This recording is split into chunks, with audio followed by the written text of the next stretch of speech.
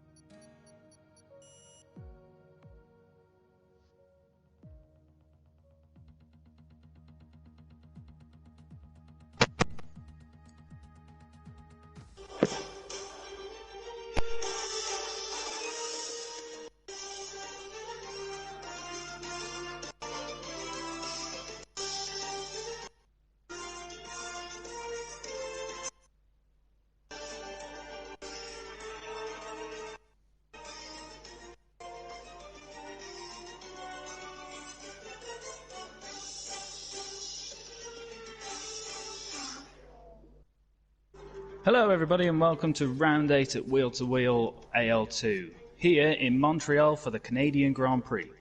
Located on a man-made island in the middle of the mighty St. Lawrence River, like Melbourne, this track is a temporary road course characterised by unforgiving concrete walls and minimal run-off areas.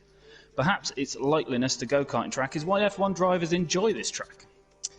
Here we have 14 corners, 6 to the left and 8 to the right. We will have 70 laps of this 2.7 mile circuit with top speeds of up to 210 miles an hour, and 2/3 of this track is at full throttle.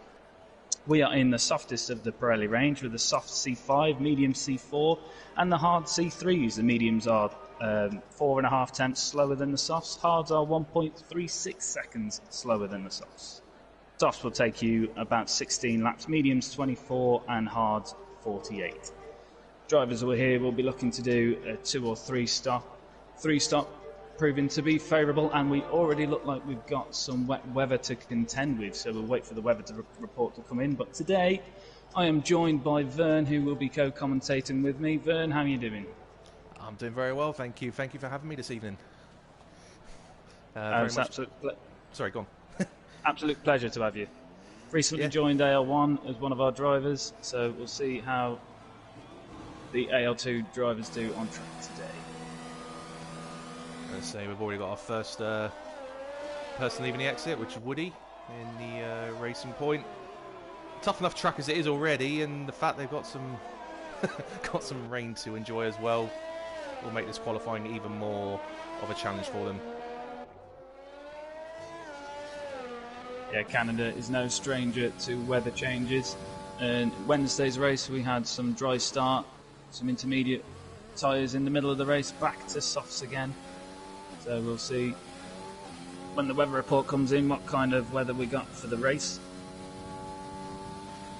But as you say, Woody Wolfie, first car out for Racing Point.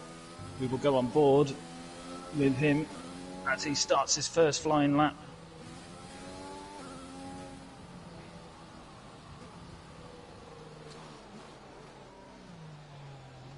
Bernie, happy to go through a flying lap of this circuit here with Woody? Yep, so he's approaching down the back straight to the final chicane to start his flying lap.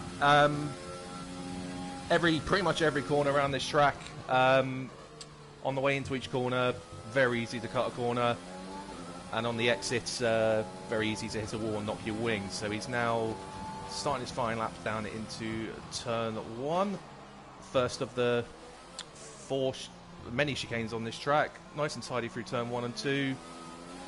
Probably a little hesitant on the acceleration out of 2. Turn 3, very easy to cut the corner on the inside here, and then hit the wall on the exit of 4. The kink through 5, quite easy to lose the rear in the rain around here. And then through 6 and 7. You want to get a good run onto this very short DRS straight, but again you've got to be careful not to hit the wall on the exit, because it does seem to want to drag you towards the wall on the exit there. Into the next chicane, you brake around sort of where the shadow for the bridge is, and again on the exit, get as close to the wall to get the run down to the hairpin. Probably the most forgiving corner on the track now, the hairpin. With plenty of runoff area if you do go a little deep. But good acceleration, good traction coming out of the hairpin, and down the long back straight where DRS would be activated if it was dry. Obviously not the case at the moment. Final chicane, so easy to get wrong. If you club the curbs too hard, it will unsettle the car and either spin you or send you into the wall. And then just a blast down to the finish line. Tend to keep as far right as possible for the shortest route to the line, and beginning with a 1:19.9. Yeah, good lap in the wet weather there. You could see he was struggling for a bit of traction on the back end several times coming around these corners.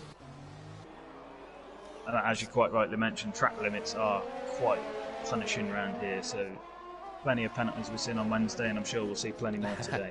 Plenty indeed. I think you and I were the worst 2 culprits. So yeah, we'll see many penalties this evening, and if it's wet, probably even more so than would be if it was dry, to be fair. Yeah, we'll wait for the full weather report to come in. One of our drivers will post up soon, either on the stream or in our Discord. Nearly hits the wall coming through turn 5 there. Loose, the rear very, very loose there. Yeah, just catching CHM on the grass there, so I wonder if what it has his involvement, but his lap is invalidated, so he won't be setting a time this time. Both racing points have put their times in, so they might be coming in, or Woody possibly going again. No, he's coming in. I mean, we were saying that Woody's lap looked a bit tentative with the traction out of the corners, yet his time is certainly a bit of a benchmark at the moment. Yeah, Woody is quite high end in this AL2 league, so I'm not surprised to see him at the top. But as you say, that's quite a gap. It's, yeah, 1.5 seconds at the moment, so it's a bit of a gap already for the rest of the field to catch at the moment. Yeah, Xerxes doing well, putting it in 4th at the moment, only a 10th behind his teammate, who's currently sat in 2nd. Quite a few people crossing the line now.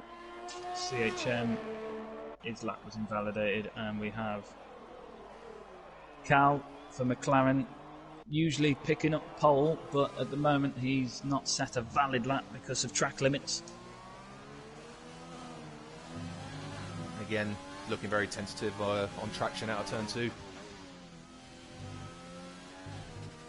Trying to find someone who might be crossing the line having set a valid lap, which is difficult at the moment. Got the 2 Red Bulls coming round sector 3 now, but I think they're both going to be on an in lap.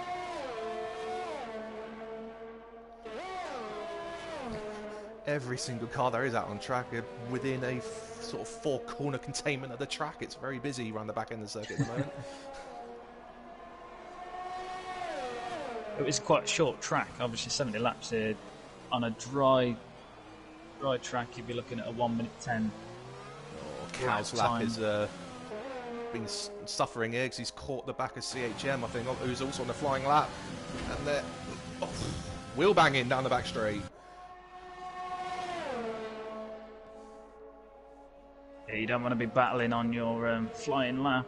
Certainly you want a bit of slipstream to assist you, but that won't have helped either of these drivers on that occasion. But as you say, Cal coming down, crossing the line, puts it 3rd. Very good time, as you say, considering the fact that he was tangling with the McLaren, with the Mercedes there. Yeah, all the other McLarens popped up to P2 there as well. Unseen there. Yes. McLaren leading the Constructors' title by quite a distance. I will say now, I will apologise if I get any names wrong on this commentary this evening. I'm sure you'll be me for it.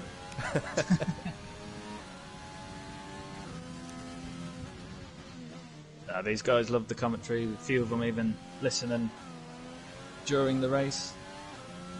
I couldn't do that. If I was racing, I couldn't listen at the same time. I want to concentrate, personally. Yeah, I'm too easily put off. Way too easily put off. Calder seems to be going again. Oh, yeah, Xerxes up to P2. Yeah, improved there, but still 3 tenths off Woody, nearly 4 tenths. No, Cal's coming in. So CHM, is he going again? No, he's on the way in.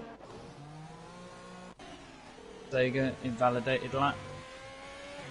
Doesn't sound the only hat on track. Go on, sorry. Yeah, Old Dad Roll seems to be on a lap. The only one yet to set a time. 48.8 through the middle sector. Decent-ish traction coming out of the hairpin. I haven't seen the first half of the lap, so I'm not really sure how this is comparing to the rest of the field, but we'll wait and see how the final corners go.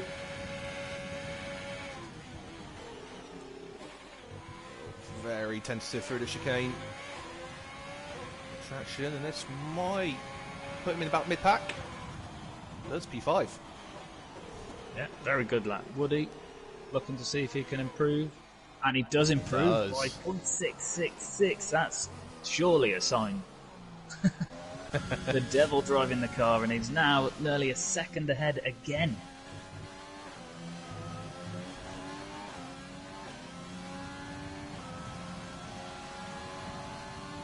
James across the line improves by half a second.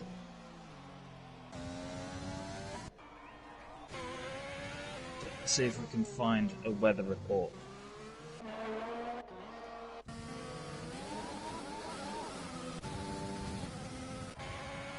No weather report as of yet.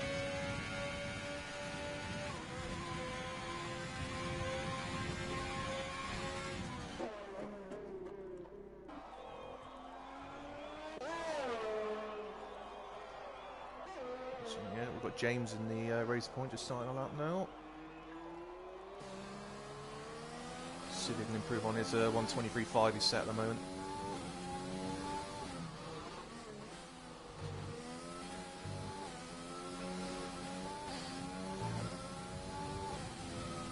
A little bit more of a lively rear end on this lap.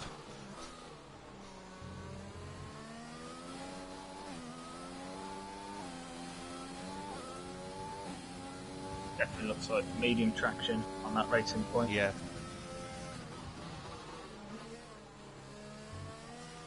But even medium traction in these conditions is quite tricky. Yeah, I don't really know. He's 1.4 up on his personal best. That will improve his time quite well. Very shaky coming out of that hairpin.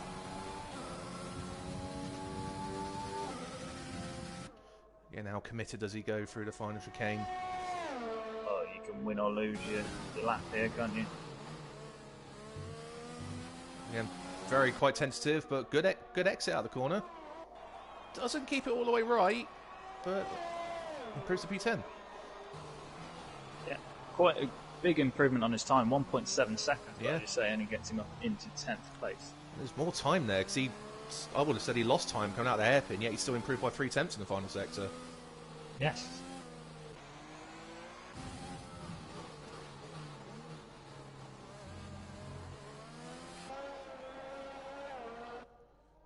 I mean, again, this is where the weather report would show and tell quite a lot, because as we can see, Maxi crossing the line improves by 1.4 seconds, putting him into 3rd place. Very good lap. Maybe the track is evolving. I was just about to say, I think, if my eyes aren't deceiving me, I think it's actually stopped raining. I'm not seeing any more rain falling. So the track does look like it's getting drier. So we could have been for a lively, fast last 5 minutes here.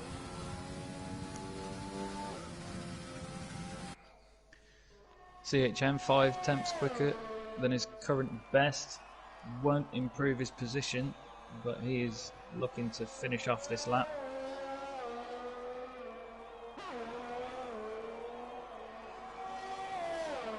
And he does improve, still stays in 13th. Who have we got crossing the line now? Cal. Up into provisional pole with a 118.6. McLaren driver there trying to keep his pole talent up. He's got 4 poles so far this season, and this being the 8th race, he's looking to improve. Well, we got some. Got old Dad Rules has chosen the soft tyres. Oh, he has. Is this a end of session gamble, or is it just gonna be far too early for the slick tyres? It's very daring, but as you say, the track looks like it's evolving. There may be a definite dry line coming on the track. And Sega improves by 1.5 seconds, improving his position up to 8th place.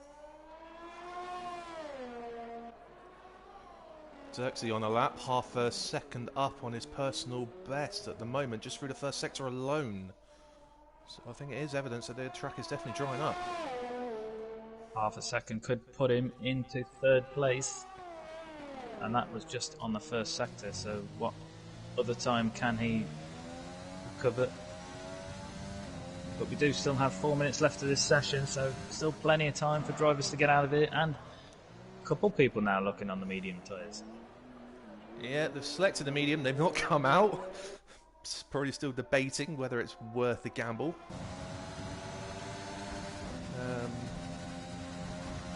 More and more drivers are considering it. I think they are coming out because... Oh no, sorry, that's Brett. But Xerxes about to cross the line. Will be an improvement. P3. 19.6. Fair play, a good time.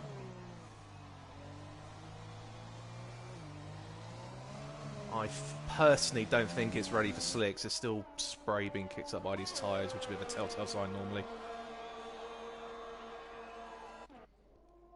Well, just had the weather report in. It's going to be sunny for the race, which is quite interesting, because if these guys who are now looking at the slick tyres complete their lap, if they finish in the top 10, they'll have to start on them tyres, will they not? Yes, definitely.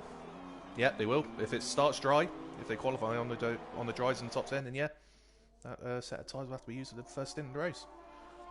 Which for me lasted 1 lap on Wednesday before I had to pit for a wing.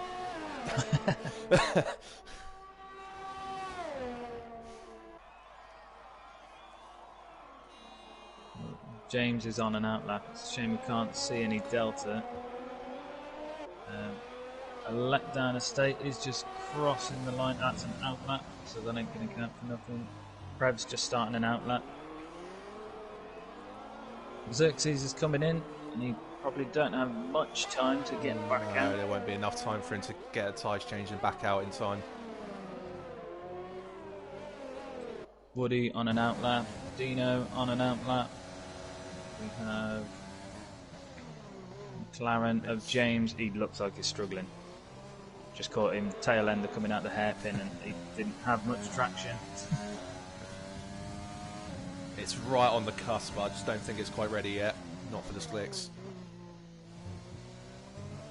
He's going for it. We'll let down a state. Hold it, hold it. Only 2/10 down on his best, but that rear did not want to stick with him. That's it, like you say, it might be teetering over to slick tyres where the intermediates aren't going to stick.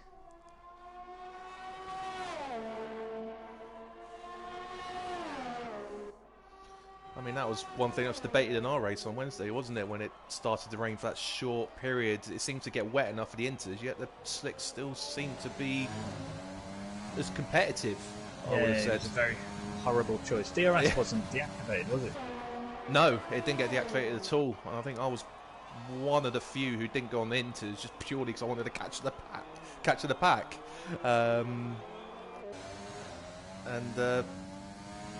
Yeah, the other thing, I don't think I've seen DRS get enabled in this session yet either, which is normally the massive telltale sign, isn't it? Yeah. So yeah, plenty of courage from these drivers who've gone out on slicks, but I'm not certain it's the right choice personally. Woody did improve by 2 tenths there on the intermediate tyres, but it's still 3.5 tenths behind Cal. So Cal might be keeping his pole streak as Woody invalidates his lap, so he won't be able to put another time in now. Dino crossed the line. He was 10 seconds down from his previous best, and he doesn't look to have much traction. I'm just watching Sega going around. He's 4 seconds down on the slicks in the first sector, so it definitely isn't right for the slicks at the moment. James on the softs. He was 10 seconds down from his time. Cal's finished. Who else we got on track? That letdown estate, and letdown estate crosses line. 4 tenths improves, but it doesn't change his position, I don't think. No, stay P7. I think. Oh no, he might have gone up to P7 actually. He might have just jumped Sega there. Yeah. James coming in. Woody invalidated, so he would be coming in. Sega. He's 6 seconds down from his personal best, so the slick tyres weren't the it's probably best option. If there was another 5 minutes of this quali, it might have been a good choice. But didn't quite get to that changeover. No, but that wraps up our Canadian qualifying session. Looks like Cal has scored himself another pole, and with a dry, sunny race, are these cars set up for that weather? Because obviously the rain will have meant if these are running dry setups, it wouldn't have ran how they would have wanted it to. But part FOME rules, you have to have your car set up during qualifying for how you would run it in the race. Yes, most definitely. And that would have been one gamble they would have had to look at doing. Do they compromise their quality in a way to hopefully give themselves a better chance in the race? But massive gaps at the front there. First and second, nearly a second ahead of the rest of the pack. But the rest of the pack quite close. Yes. But we have Cal on pole for McLaren with a 1:18.6, which is a good time on the intermediate tyres. As we said, it was getting quite tricky there with traction. But then Woody taking second place, Xerxes in third, James in fourth, Maxi in fifth, Old Dad's in sixth, Letdown Estate in seventh, Sega to Cos in eighth, Dino in ninth, Blood and Sand in 10th, Prev in 11th, James Laws in 12th, and CHM in 13th. Yeah, it was an interesting qualifying session there. A lot of sketchy moments from a number of drivers to keep it out of the wall, but I don't recall seeing a single... Well, I didn't catch a single wing being knocked on the wall. Yeah, challenging conditions, and then they've got good resets straight into the dry conditions from what we've been informed. And a completely different approach now. Yeah, definitely. I mean, Cal putting it on pole, but Woody straight out of the box. He was set in fast times and didn't seem to invalidate many laps. Where I did see quite a few other drivers with the red maps showing that they had invalidated their laps. So again, you could have a winner here who crosses the line but then is demoted through penalties, either through the time penalty at the end, or the fact that here at Wheel to Wheel, after your fourth exceeding track limit penalty, you are then demoted for every track exceeding penalty you obtain after that. Brought that rule in quite a few seasons ago. We had people finishing second who had like 11 penalties. We didn't think it was quite right to let them keep second place, having cut one corner almost every single lap. So now, from the fifth penalty onwards, you are demoted a finishing place in the standings for each one you get. That must be a nightmare to work out if it's many people are in the breach of that. Yeah, it's something that we recently discussed. We go from the bottom up, but we don't do it as per the F1 rules because we're not even clear on what the F1 rules are. Because there was a race, I can't remember which race it was now. Was it Mexico? Where Hamilton and Magnussen was given grid penalties, and Hamilton didn't seem to drop as many because they did all the drops before they shuffled everybody in. But then even on the video that explains it, says, but what if, say, Hamilton got 3 drops and then Max got 3 drops and they both dropped to a similar position, which order do they then reshuffle into? And even the video explaining it couldn't answer that for us. So at Wheel to Wheel, we just go from the bottom. If you drop, you drop until you get to the bottom, where then your drops hold until somebody else comes down near you. But this is normally the section where we go through the standings. AL2, we've got Cal leading the driver's title by quite a distance. He's 81 points in front of Xerxes. Xerxes doing very well to pick himself back up after DNFing in Australia. But Cal, lowest finish this season is third. 4 times on the top step, 3 fastest laps, now 5 poles. So force to be reckoned with. But Xerxes is really improving. He's relatively new to the game. He joined late last season. And really improving, getting right up there in the battles with Cal. Woody also putting on a phenomenal show. Woody is third with 138 points, 86 behind Cal. Sat on the top step twice, but he missed the first 2 races. He didn't join until China. So 2 races down, he's up there. Then we've got James, who is the second McLaren. He's holding up 4th place, and no surprise to look at the Constructors' title and see that McLaren is leading by 112 points. totaling 358. And Red Bull riding in second, very closely followed in front of Ferrari. There's only 3 points between them two. But at wheel to wheel, we have combined Constructors' Championship. So we take the Constructors' title from the AL1 League and we take the Constructors' title from the AL2 League and we make a wheel to wheel Constructors' title, which it's a very tight battle indeed. In the combined title, we have Ferrari leading with 524 points and only 3 points behind is Red Bull. Red Bull not leading any of the league constructors at the moment, but they are very close to the top. But having said that, same for Ferrari. Ferrari and Red Bull are not leading either of the league constructors titles, but in the combined, they are both at the top. 97 points in front of McLaren.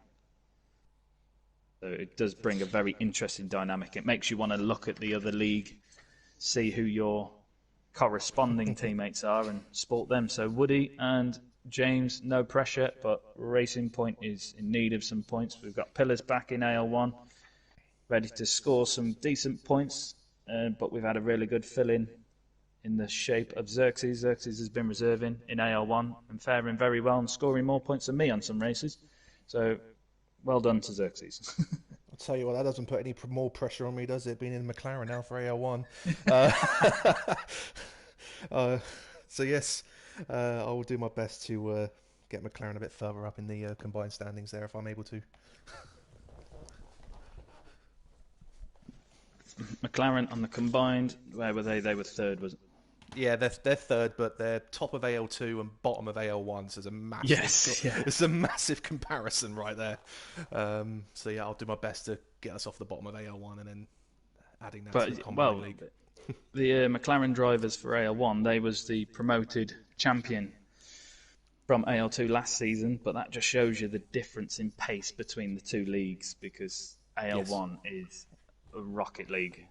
It's just phenomenal, the pace that these guys have got, and quite a few of them run low or no assists in AL1. Yeah. And it just shows you that's where you can gain your pace, but you've got to practice, because I've tried some of the low assists and just can't seem to manage with it as well. You do need to be persistent with it. I mean, I'm one of those who drives with no assists whatsoever. I ran with absolutely nothing on Wednesday night, which is why I had a very few sketchy moments in the race where I nearly binned it 2 or 3 times. One of which right in front of you, I believe, out of the final chicane. But yeah, if you want to be committed to running no assist, you've definitely got to give it the time to get used to it and just develop your abilities to run with no assists. We used to do a pro league in AL1, in wheel to wheel, sorry. So we had a PL1 and a PL2. And obviously AL stands for Assist League, so you're allowed to run assists if you like. However, you can run no assists if you don't want, which is what a few of the drivers like Vern does. So, but with enough interest, we can probably get the PL leagues back up and running. Nope. We've had some collisions at the back of the pack already. Oh no, they haven't moved. Sorry, I thought there was a collision in the back, but they've not moved. So they're back on the grid, aren't they? So they might have some cold tyres at the start. But if you're watching the stream and you want to join Wheel to Wheel, find us on Facebook, find us on our forum site, find us on Discord. Anybody's welcome to join. We just induct all the drivers that join just to make sure that we have some nice clean racing where we can. And from the races I have seen in recent weeks, it is ultra competitive in both leagues, so it is recommended. For those who don't know, I only joined last week. Yes, then a league racer from other leagues joined in Wheel to Wheel. Just something about a league race driver. You just can't beat them. No, you just want to come in, you have a clean race, and it's very difficult to stay away. It's very difficult to stay away from league racing as well. There's always something that entices you back if you find yourself not racing for a little period of time. So we have the drivers lining up, Woody and Cal, obviously colliding there, so they might suffer with some cold tyres at the start. In fact, we should go and see Woody on the soft tyres, Cal on the mediums. And in true Matt fashion, we have 5 lights. And boogity, boogity, boogity, let's go racing in Montreal. We have a good race start there, and everybody's racing down. The second McLaren has had a phenomenal start. Cal dropping down to third, James up into second. Woody still out in the race lead, though. No, he's taken the race lead, hasn't he? Yeah, the league order is confusing us already. Yeah, I don't know why it always happens to us. The timing board just all goes to pot. But Old Dad's great start there. He's up into 4th place, right behind Cal. Cal really suffering on that race start. I wonder if that is to do with the cold tyres and the fact that he is on the mediums. But Old Dad was having a look on the outside there on his soft tyres, so he will have better grip. Into the slipstream, coming into the hairpin. Would he consider having a lunge? No, Cal's covering the... Oh, he's on the grass. Would do well to get that stopped, but does so. Little bit of bump in there. Sega just catching. Oh wow, 3-second penalty already. Missed that from James, but yeah, that might be punishing track limit. But Old Dad's really looking to get past the McLaren driver here. Yeah, she might be taking a few laps to get the mediums up to temperature.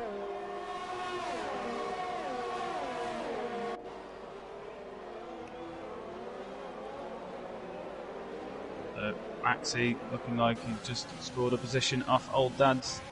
Or was it Old Dad's overtaking Maxi? I didn't catch that one.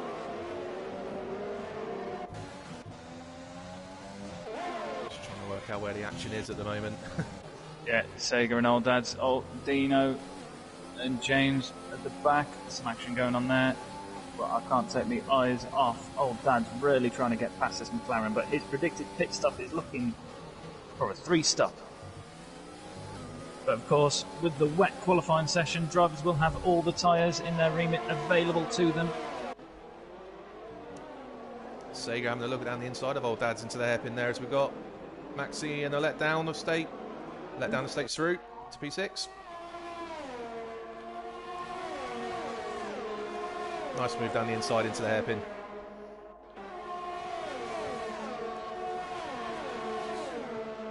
Back on board with Old Dad's. This little bit of a train building up here behind Cal, which might be a little bit of a surprise in the early stages here. Yeah, but timing board all now hunky-dory, DRS enabled, so let's see how the racing will go from here. We've had 2 relatively clean laps of racing to begin with. Let's see what the other 68 laps are going to look like for the Canadian Grand Prix. And Xerxes picks up a 3-second penalty. Very early on to be getting 3-second penalties already. Could be the hallmarks of a long afternoon for some of these guys. Old Dad's and Sega, DRS activated. Maxi still on the back of the Red Bull of a letdown estate. Plenty of battles going on here, and DRS just opening the opportunities for them.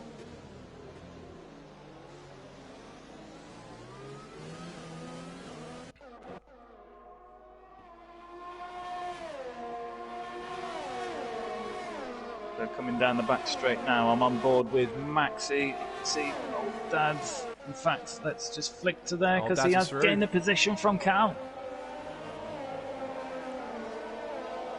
Lovely move down the held the DRS down into the final chicane. Got it nice and slow down on the brakes. I think there was a couple of position changes just further back as well, but didn't manage to catch those. But DRS really critical here. As we said, 2/3 of this lap is full throttle, so DRS will only help you in those occasions. Unless you're the one that's been overtaken, then it really won't help you. No, not at all.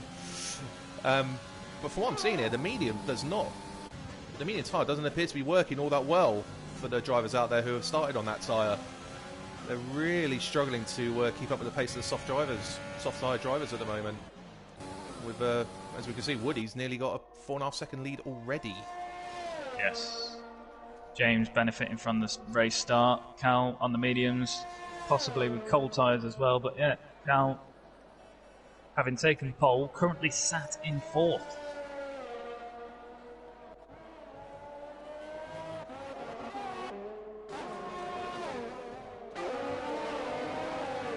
Blood and Sand, DRS on Maxi. No, sudden move there. James Laws on Bino at the back. James Laws going through into P11. Yeah, James on the medium tyres, so they seem to be working okay for him. Either that or it's a setup difference between the two cars that managed to get a straight line speed. Maxi, 3-second penalty. A few people with penalties now. Maxi We're was only 5 laps into the race. Maxi was right across the grass at turn 4. He must have gone really deep into 3s. He missed turn 4 altogether. Vettel style. Yes. Didn't go anywhere near the wall as Vettel did.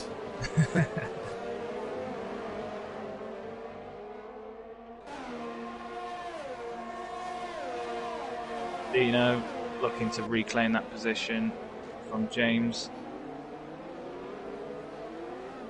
DRS detection point just coming up, so Dino will have DRS, but he's already looking on the inside of the hairpin, and that is a phenomenal move. But James looking for the switchback on the inside.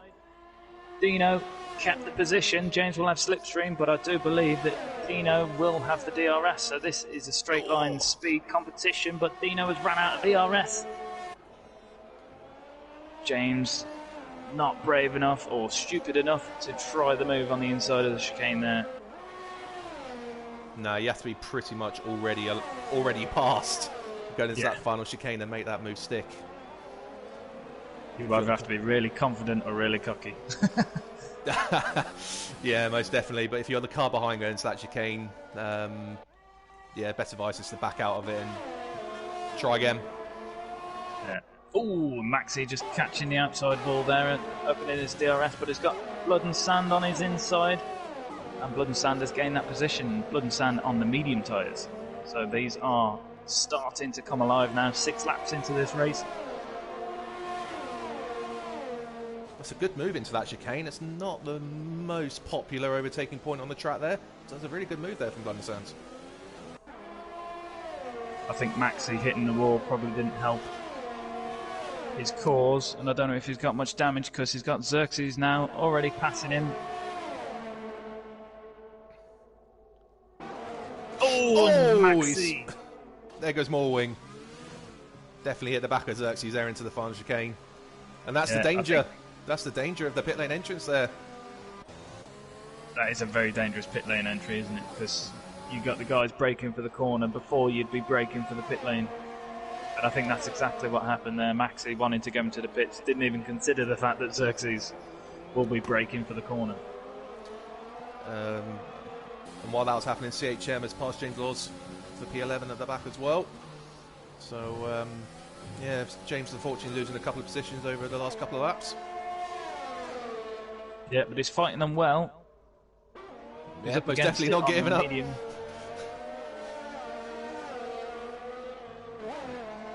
Didn't appear to have the traction there though, so even though he's got DRS, he's not going to be anywhere near the opportunity of overtaking. He is losing out, but who will have DRS is a letdown estate coming down the back straight. And he was looking at the gearbox of Sega to cars, but Sega in the slipstream of Cal. Cal really dropping down the order now.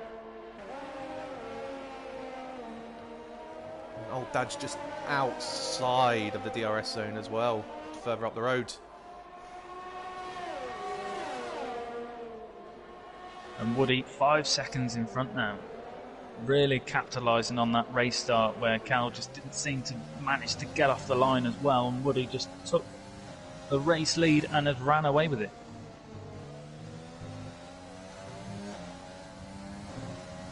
So on board with a letdown here of States coming into this beginning of the second sector. Do have DRS down this short back straight, but it's probably one of the more pointless DRS zones there are on the F1 calendar. It does make more sense to wait until at least the hairpin. So the next detection point for DRS is about now, and that gives you the next DRS for the next 2 straights. So we'll see if he can get good traction out the hairpin. It was Cal, I think, made a mistake on traction there. Sager's got to run. Sager, he was outside of DRS on the detection zone, so he has pulled alongside Cal. He's in front, but Cal is on the inside. No, he dropped behind now. And Letdown's going to have DRS on both of them. Neither of the cars in front of DRS. This could get tasty. Cal on the inside coming into turn 1. And they've just reshuffled back into original order, but Cal, I think, doing a good job retaking that position off Sager. Yeah, he made sure he got the run out as the Letdown estate gets a penalty. Cal made sure he got the traction out of the final chicane absolutely right to get the run into turn 1 and did it. Oh, no! Oh, and Blood and Sands has knocked his wing as well, I'm afraid. There. And Xerxes, I think, caught some of that. That's really unfortunate. Really, really unfortunate. Both Red Bull cars missing an end plate, so they may be looking to double stack. Yeah, Letdown Estate might be having a bit of a long pit lane time here if they both end up hitting for a wing, which looks like they're going to have to do. Really unfortunate incident there. Yeah, old dad's DRS on James now. James is Dazzy Bond #1 fan. Yeah, figuring it all out. I'll be with it.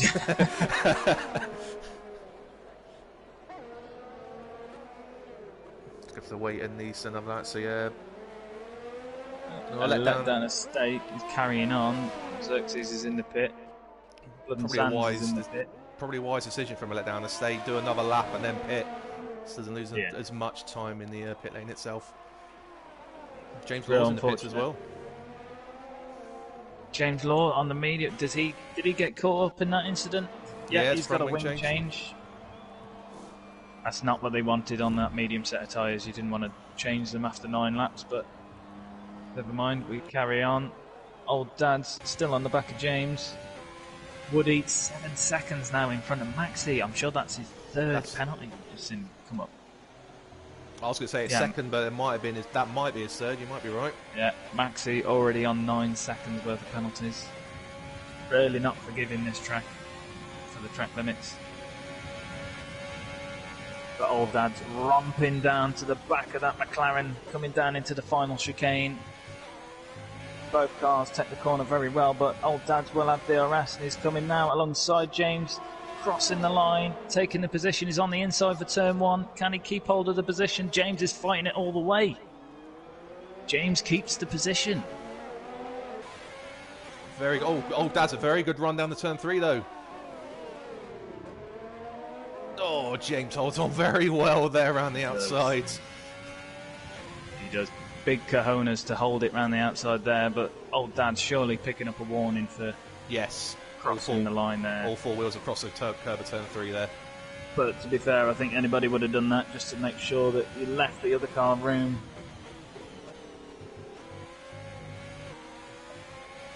He'll look to try again, but while these two are fighting, Woody is just running away. 8.5 seconds clear now. Yeah, Cal. I mean, strategy might come into play.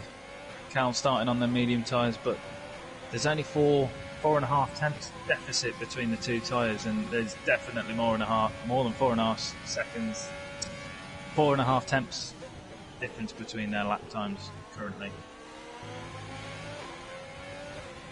Well, Dad's not getting as good a run this time round, so he's not in a position to look into turn 1 again.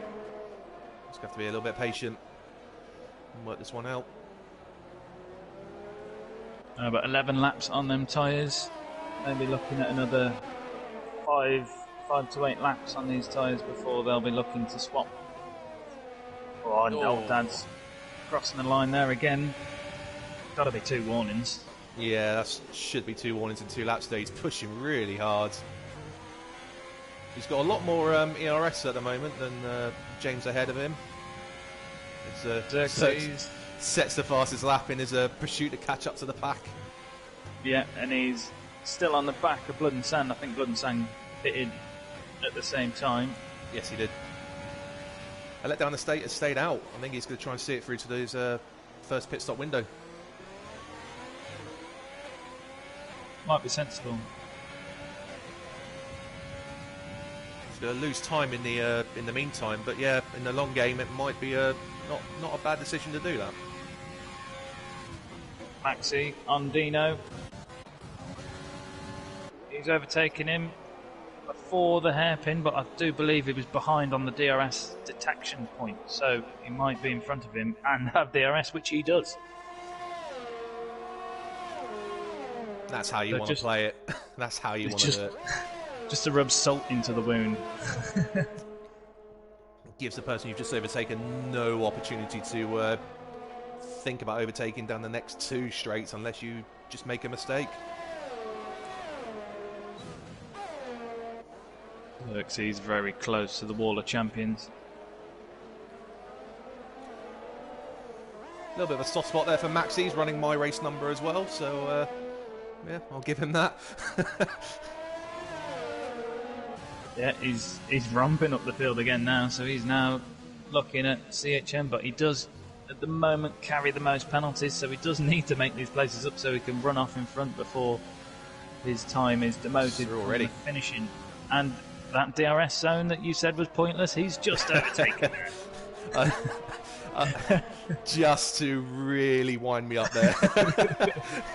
A lot of that was done on the traction out of the previous corner. Just the much younger soft tyres he's on compared to CHM really did benefit him there. I think I saw Xerxes now running away, already Xerxes outside of DRS. Xerxes on the back of Blood and Sands, trying to get himself back up the field.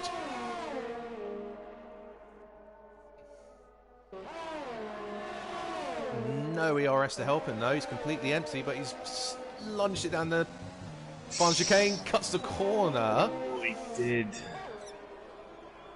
Now that was talked about in the group chat earlier on today, wasn't it? About how drivers should play it if they cut the corner while in the middle of an overtake.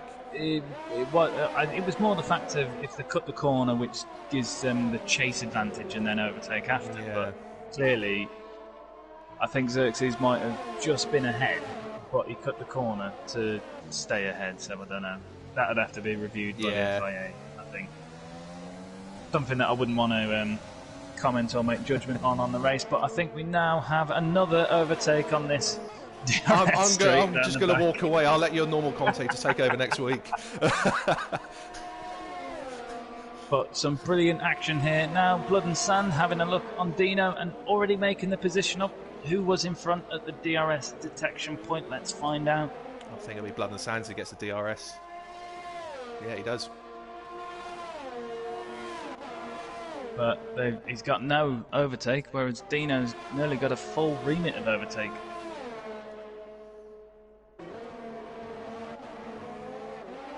But Dino now into the pits, 13 laps onto them on them softs. Just shows you the pace difference in the age of these tyres. Probably a little early, but I think just with comparison to the drivers around him, it was just exacerbating the fact that he was just falling down the field on the older tyres. Yeah. But Cal looks like he's now reclosing that gap to Old Dad's, but is there a little bit of team orders here? Is James holding Old Dad's up to allow Cal to catch up on his medium tyres? Because their medium tyres will probably be better than them softs right now. Yeah, the gap has slowly... Oh, as Old Dad comes in. And James cuts the corner and gets a penalty at the same time.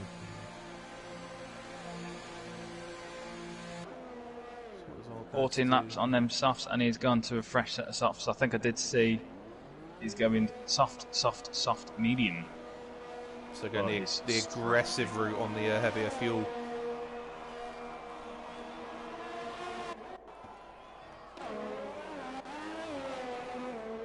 Maxi. Oh, Old Dad's coming out right behind his teammate on this unusual pit exit. I think Xerxes just made a place up on Blood and Sand down the back straight. Old Dad's is very close to Prev. Old Dad's having just come out of the pits behind his teammate. Yeah, if there are any communications there, you would probably think Old Dad should look at being let through. After the DRS detection, Yeah. I'll be like, give me DRS down these 2 straights, and I'll leave you to it. Although Prev could be coming in next. It's around that time as our race leader is now pitted, And James as well. James, which will put Cal on his first lead lap.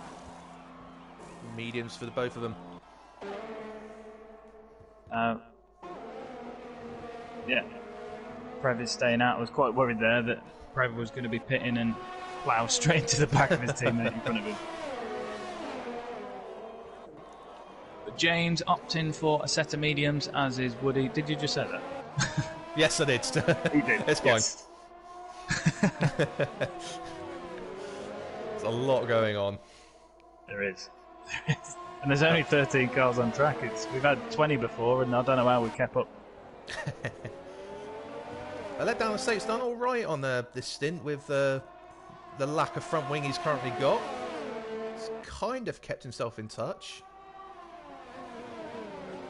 Well, it's certainly been going to cause some problems for James now. James on some fresh mediums. Probably got a lot more traction and pace in them tyres than a letdown estate will, but a letdown estate has track position. But James could take a letdown estate here, but he has to consider the fact that he has Old Dad's immediately behind him as well. And now we're going to have Red Bull as the meat in this battle. Letdown estate has backed out and actually wanted to pit. I don't blame him. That would have been tight.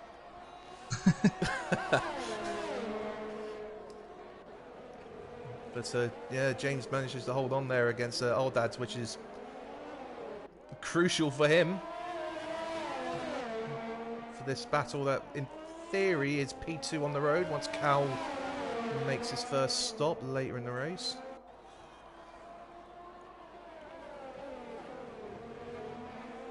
It'd be interesting to see how the strategies will pan out together, because obviously Cal, now in the race lead, started on the medium tyres, but he did seem to lack pace compared to the front 2. I mean, they were on the softer compound, but Woody really romping away with it. Yeah, he's had a fantastic first stint.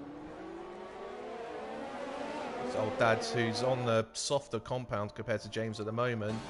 So it's not surprising to see him right on his gearbox and looking to make a move down into the final chicane.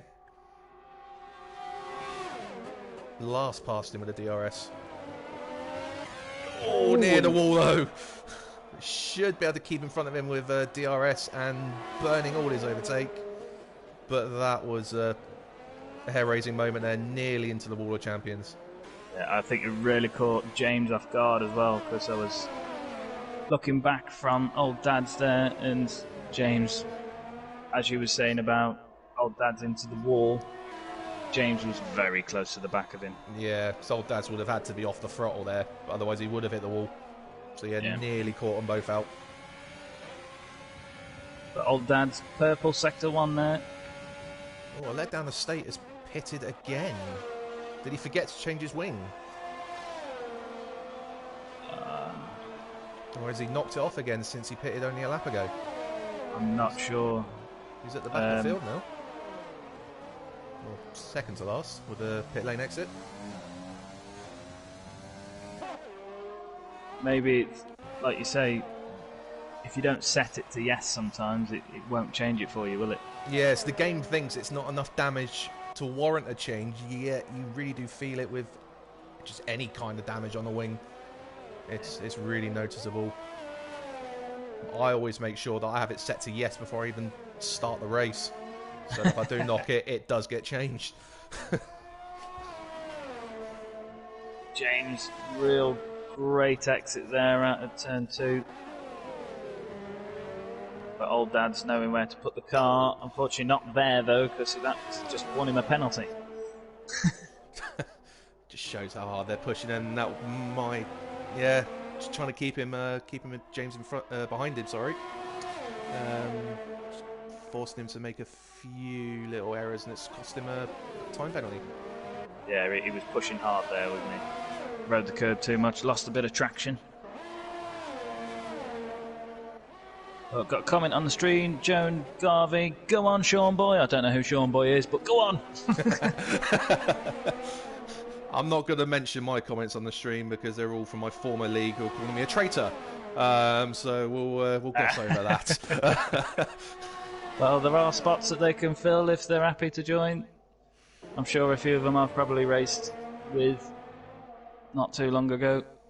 But James looking to close that gap to Old Dad, still a distance away, but he doesn't have much overtake to get the job done. But equally, Old Dad's doesn't have much overtake to defend with. But James really good on the traction out of some of these corners because he really does get close to the back of Old Dad's. And I think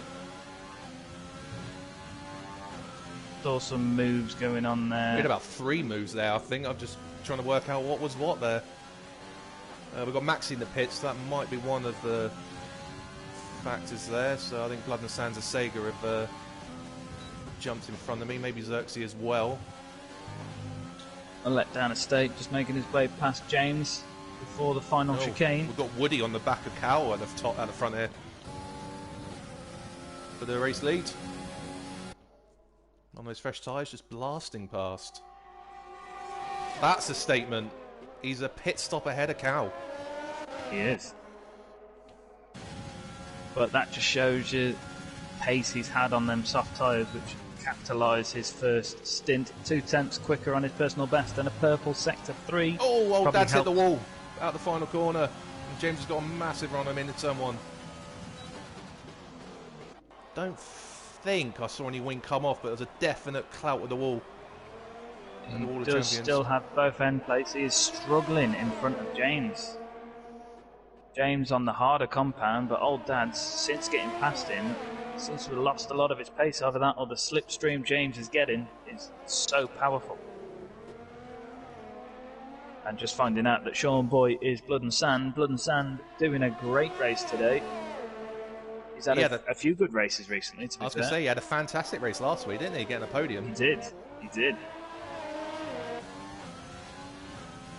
Blood and Sands is someone I know from years back. He was part of the previous league I was in back on 2015 through 17, I believe. So someone I've known for a few years now. Yeah, I think Blood and Sand was about when I first started Wheel to Wheel, but he left for a while and he's very recently come back, but he's come back with a bang. As you say, podium last week. He's really showing the boys what he's got. Yeah, it's definitely showing his own. James not. Oh, yellow flags. It's Maxi. Maxi letting. Yeah, he's missing half a wing there, so he's caught something. One lap on them medium tyres is probably not what he was looking for. He's knocked the left side of the wing, so I think he's hit the wall out of turn 7 to knock that side of the wing off the car. And yeah, that's those mediums he could reuse later on if he wants to try and recover his strategy. But which is what I did. I started on the mediums, pitted 1 lap in, and reused the tyres at the end of the race. The only thing I wish they'd say on this game is when you're looking at putting a used set of tyres on, I wish they'd say how used. Yes, that would be nice. Yes, so you know you're not putting on the 20 lap old set that you used earlier in the race. Yes.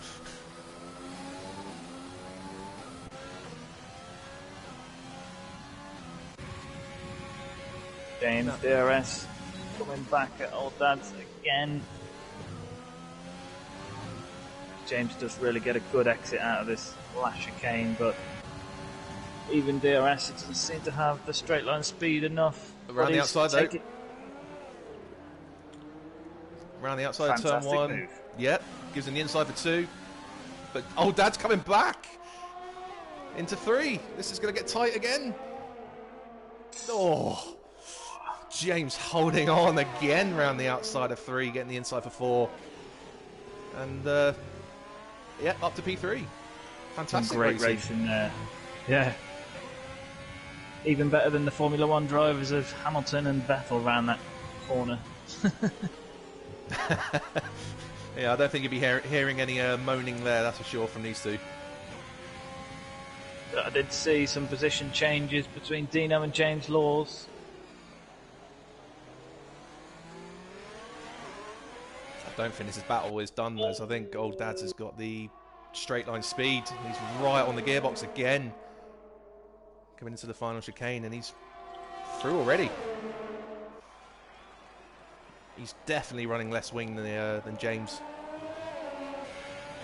Yeah, you could tell the difference. The straight line speed, James just doesn't have it, but round the corners, James has got the pace and he's shooting down. That's too deep. 10 for effort, unfortunately didn't quite come off. 10 for effort, 0 for execution. I didn't want to say it like that. I didn't feel like I was been in the league long enough to say comments like that. I'm just a commentator. I don't know anything. I don't know what you're on about. That battle's going to go on for the rest of the race. Old Dad's just catching the wall on the outside there. Still got both end plates. He's caught the wall a couple times now, so yeah, really finding the limits of this track and pushing them a little bit. It's that old phrase of it's easier to chase than be chased. I think that's what we're just seeing here. The car in front just cannot shake the other driver off. No, but when he did get the position, the lap after, Old Dad was like, thanks, I'll just have that back. Exactly. Oh, James gets a massive run out the final chicane. Nearly runs into the back of Old Dad's. I think James definitely has the pace advantage. He just doesn't have the straight line speed to pull away when he does get in front. And Old Dad's doing a class job positioning his car to make the overtake as difficult as possible for James.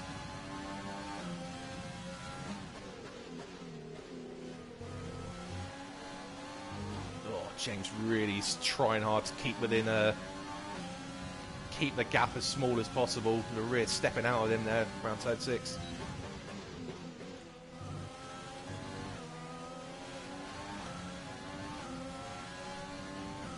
Oh, missing an overtake. Maxi on Dino.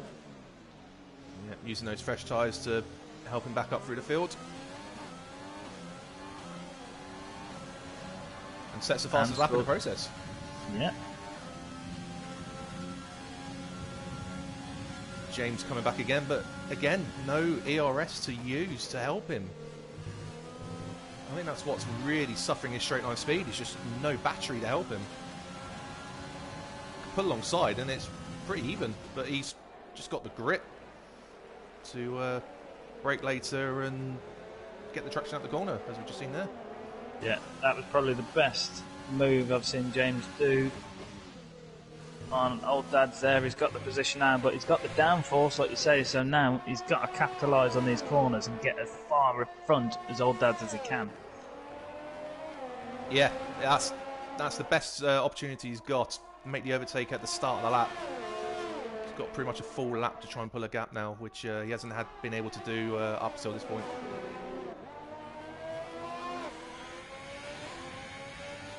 Let down a state because of the penalty. Only got 4 drivers without a penalty, which just shows you how strict the track limits are. And I think James might have actually got outside the DRS window of Old Dad's there. No, he was just inside.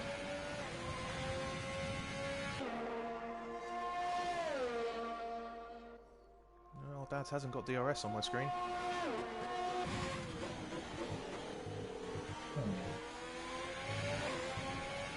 Let's flick to a letdown estate on CHM.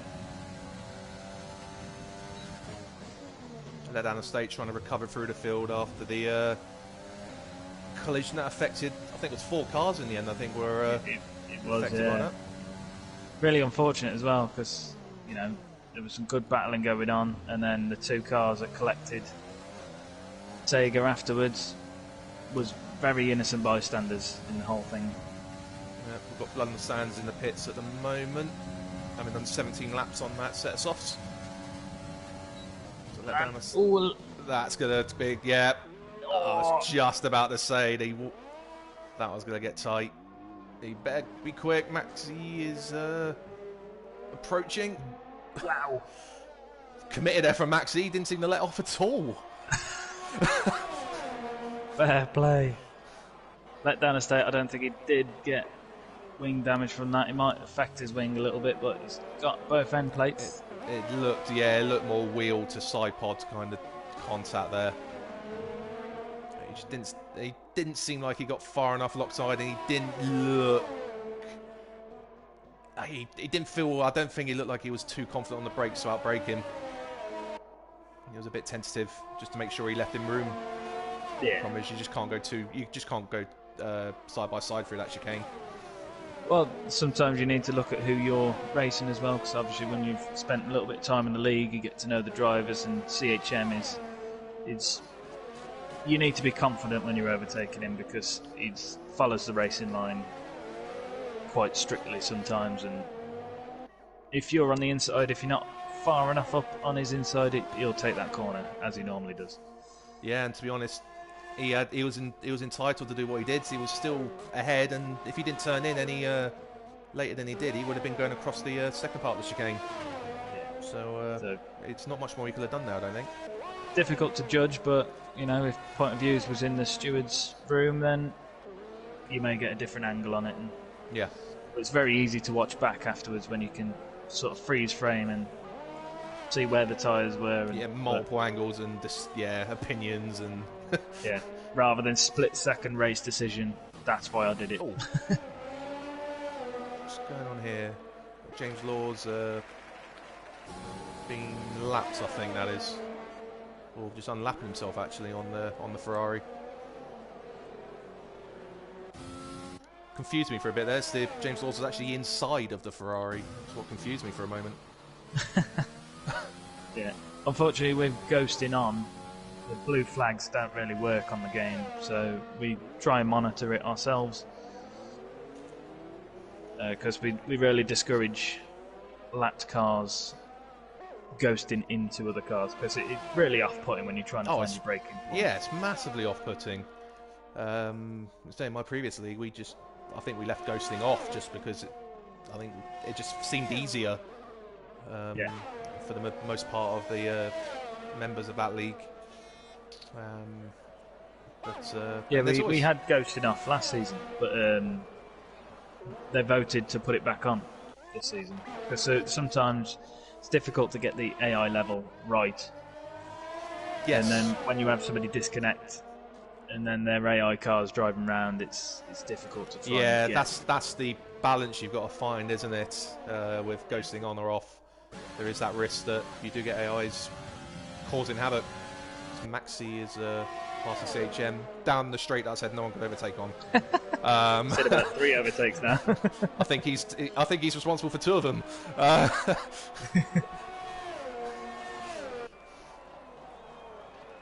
Xerxes sets fastest lap, and Old Dad is in the pits.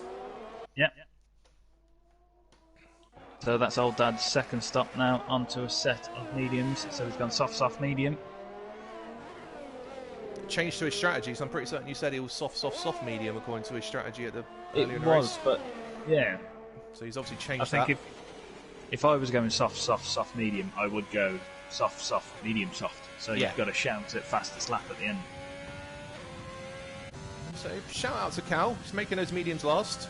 30 laps. 31 laps nearly. Well, if you could do 31 laps on some mediums... He was very loose on the back end there. If you could do 30 laps on the mediums, then I think you could do a one-stop, which I think would be pretty crazy to attempt, but might be what his gameplay is. To be honest, if you're looking at doing the one-stop, you want to go medium to hard, and if that was the case, you'd probably want to pit now. That's what I mean. If you can do 30 laps on the mediums, you could do 40 laps on the hards. Yeah. Being interesting strategy, and he might be thinking that on the fly with the first stint he's had. It probably hasn't gone to plan fully with the bad start he got. He maybe changed his mind in these opening 30 laps to try and get Woody on strategy, if he can do that at all. Yeah, because as you say, Woody is a pit stop ahead, really, and he's nearly 2 pit stops clear because he's nearly got a pit stop in time. Yes, there's only about 16, 17 seconds for a pit stop, if that. Yeah. Yeah, Woody's in a really good position right now. And but anything can happen. You know, it's not uncommon to see a safety car with all these walls around, so still, all to play for.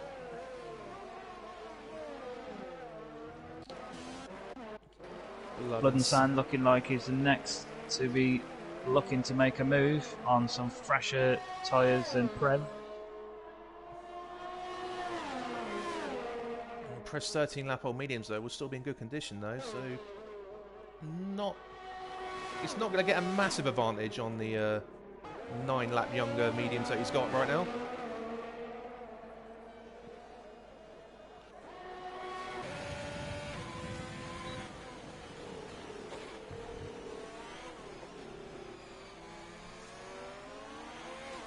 Oh, and Dino very close to the back of CHM. I think both cars have just been lapped. Oh, and the letdown of States missed the final chicane and taken out the board that defines the way you're meant to go when you cut the final chicane. So there's now a bit of debris across the track with the polystyrene. James gets a penalty. As Cal finally pits. Cal is in the pits. Let's go and see what tyres he's putting on. He's putting on a set of softs, so he isn't doing the one stop. No, that'll be a aggressive 2-stop. Should be soft to the end from now. Yeah. Which can be done, but so you've just got to make sure you get those mediums to last far enough to make the 2 soft stints of reasonable length still, but still make them work. Prev taking a very interesting line there. He's very much on the inside coming down the final straight, but Blood and Sand, with DRS assistance, is taking the position from him. Yeah, I missed that. Relatively easy done. Back down to Dino again. Dino, pretty much no overtake, whereas CHM has got nearly a full battery. Maybe using most of it now. With 17 lap difference in the tyres as well. And Dino's just nowhere. Yeah, I think we might have just missed an overtake there actually. You might be right. It would be interesting to see what Cal can do on those softs now to the guys in front.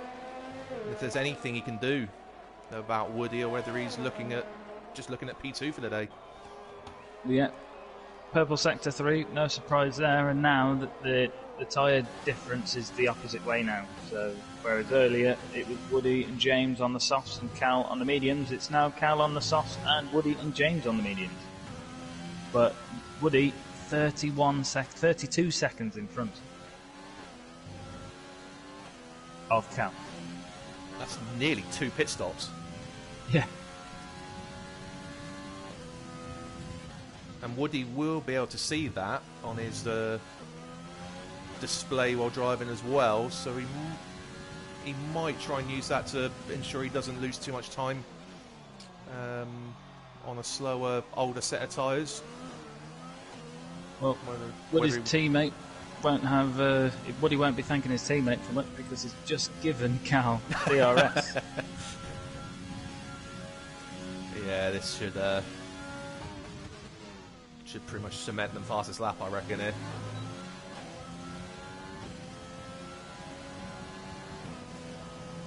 Yeah, 11.8. Which is... an old dad's with the penalty. Just looking through is 8/10 quicker than anyone else right now, that fastest lap. No way. Yeah, the next fastest is Xerxes on the 12.6.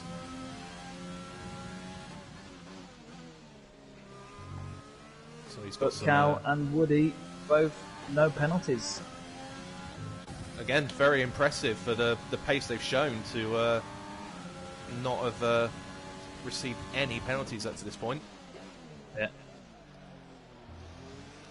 James, 9 seconds, so Cal technically already second. Xerxes with 9, Old Dad's has got 6, Blood and Sand has got 9, Sega has got 3, Maxie's got 12. So one more penalty from Maxie and he will be demoted a position in the finishing standings. A Letdown Estate with 6, Dino with 12 and James Laws with 9.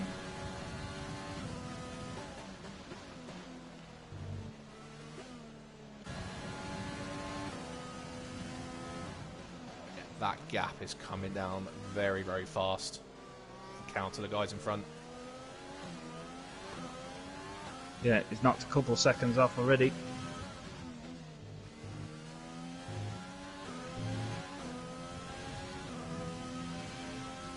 It's just how long can he keep this pace up?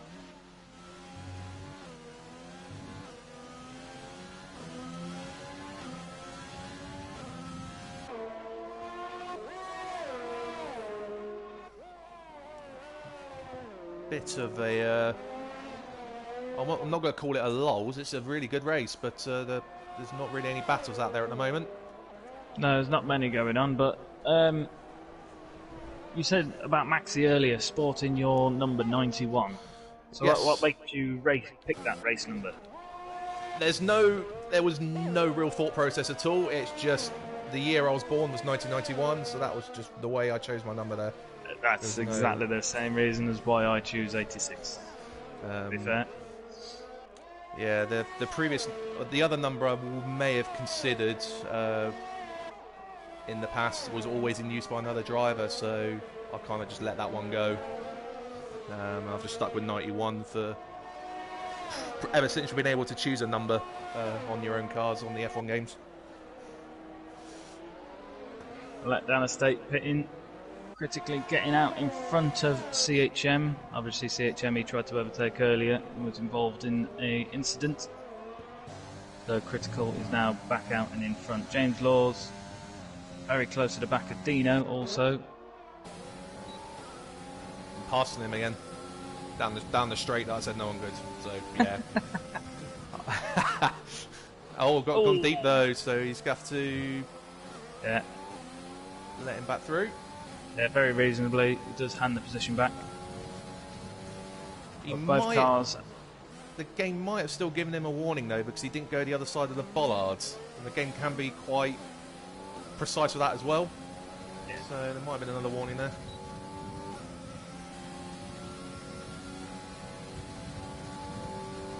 I'm going to look into the straight through if he can get it slowed down this time.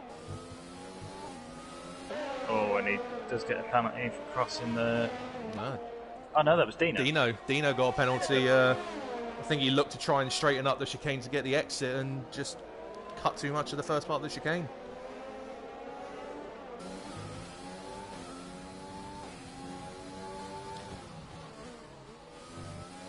I've seen go on, sorry. I was going to say Cal will be with James in the next couple of laps at the pace he's going. And to be honest, if I was James, I probably wouldn't even consider fighting him. I'll just let him go, being teammates. Yeah. The two get on quite well, to be fair, so I think there'd be communication between the two. It wouldn't be a hard battle. No, it would make sense to. You know, they're both scoring phenomenal points for McLaren. So they'll both be interested in finishing the race as high up as they can as a team. Yeah, Cal will be looking to just continue his run of podium finishes this season. Yeah, which he stands well to do at the moment, with relatively young tyres on, and looking like he's already got net second, and very soon to have on track second.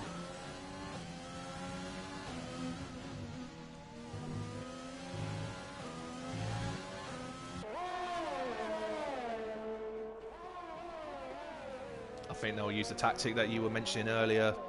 Give Cal DRS for the final two straights and then just let him through before the chicane. Yeah.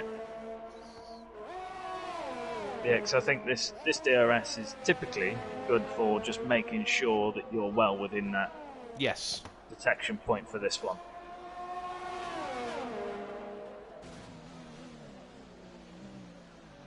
They should get it done into the chicane if they are communicating and working together. Oh, I think it'll be long past him before the chicane. With that. Yeah, there you go, letting him through already. But yeah, there you go. Good teamwork there. Oh! Nearly ran into the back of him, as we say. Woody's pitted as well. So again, the leader's pitting at the same time. Yeah, critically, again, Woody in and out. Interestingly, this time, Woody on softs, James staying on the medium. I think Woody has chosen the soft to try and keep that gap, if not pull away again. He's responding to Cal, isn't he? Yeah. Cal doing a great job, to be fair. 7 lap old softs, and he's now only 8 seconds behind Woody, whereas earlier we were talking about the fact that Woody had 2 pit stops in the bag.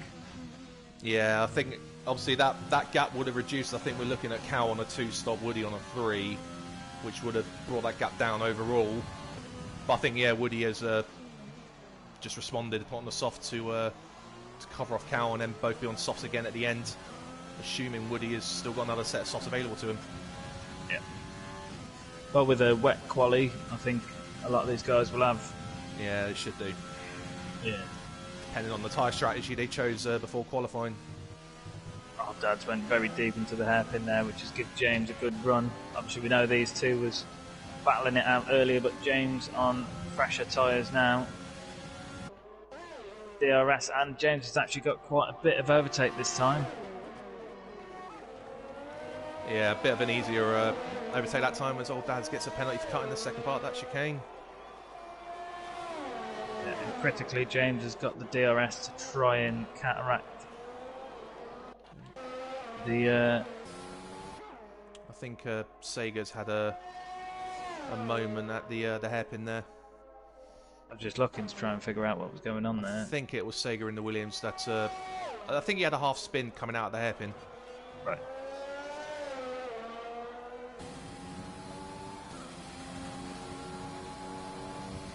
Woody really opening that gap again now. Already gained a second, but this is his first flying lap, I think, on this soft tyres. So undoubtedly going to be going for the fastest lap. He's nearly out of overtake, and there he takes it with a 1:11.3. It's half a second quicker than what Cal managed earlier on. But on the lighter fuel, yeah, you could probably expect that. Yeah. I'll be interested to see if these two up front actually get any penalties between now and the end of the race, because they are pushing so hard, the pair of them. They are doing so well to not get any penalties at going this pace. To have that pace, the accuracy and consistency mostly is just phenomenal. I don't think it'll be too long before these are competing with AL1 drivers. Yeah, that's. I mean, I'm just looking through the. Quickly having a quick look through the race director. Cal does have 2 warnings. Woody, nothing. No warnings whatsoever. Wow. But he hasn't had the pressure this race. Cal has had a little bit of pressure. Yes. Because he had that awful start on the medium tyres, which were probably cold, and he dropped down to 4th and he had to reclaim them positions. And he had to work harder for his race position than Woody has, but at the same time, you know, I can't take any credit away from Woody. No, there's Maxi's 5th penalty. So that's a shame. He will be demoted a place now in the final standings where he finishes.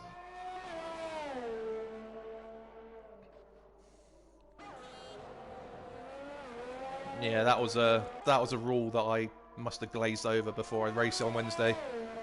I wasn't aware of. Well, so I wasn't aware of it. I think I was aware of it, but I hadn't really worked it out in my head. Yeah. So I was a bit. Well, like you say, for your first race, you're not thinking of that. And I was just glad to make it to the end without crashing. Yeah. Put it in the wall. That was pretty much the main the main aim of the game on Wednesday for me. I think that's what scares a lot of people off from wheel to wheel, because 100% distance is quite a chore. Yes, certain tracks, it is really, really hard work. In particular, I mean, obviously, you know, Monaco being one of those is awful to do 100%. But it's mad the amount of races I've finished, and I'm just like, couldn't I have had 5 more laps? Yeah. I mean, it reminds me of a race years ago. I think I have on 2017, 100% race around Silverstone on another league that I drove in just for 3 races. I was just standing, led all the way, puncher on the final lap, finished P3. Wow. All that hard work. Style. Yeah.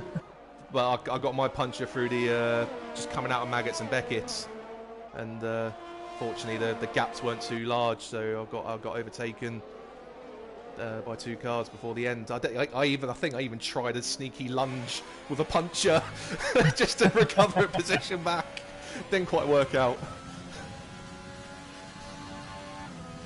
So when events like that happen where you work so hard and then an instant or something not even of your own fault affects the result you get, it's demoralising.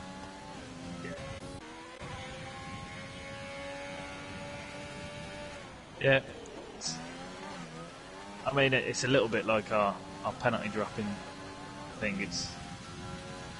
I want to say it's a bit of a shame, but at the same time, if you're finishing the race first or second and you've got 6 or 7 penalties and the guy behind, yeah, you've got to have that control method. Had a clean race, yeah. I mean, it wasn't too bad for me. I mean, I finished P11 on the road, so if I'd finished in the points, then lost the points as a result, I might have been more gutted than I was. But I mean, I didn't finish in the points, so this is another thing at wheel to wheel. We do score points down to 20th place now. Oh yeah, of course you do. So first place gets 35 points. Of course you do, yes. And basically the top 10 get the standard points plus 10. Yep. And then 11th place gets 10 points, then decreasing down to 20th getting 1 point. Yeah. Again. So sorry to break it to you. No, that's me just being very very tired after a long day at work. No, but at the same time, like you say, you've done a few leagues and you kind of begin to think. You got to work out the differences. Yeah, you got to work out the differences between leagues. You join a league and they go, read the rules and regs, and you go, yeah, okay, and then they all look much the same for a lot of the leagues, I suspect. Yeah, there's a lot of the blurb that's similar. I do enjoy some of the particulars in wheel to wheel, because I'm somebody who does try to score as few penalties as possible. Not quite Mr. Clean, as one of our guys in L1R, and clearly we've got 4 Mr. Cleans in here, or Mrs. Cleans. We're not discriminative in any way in that. Yeah.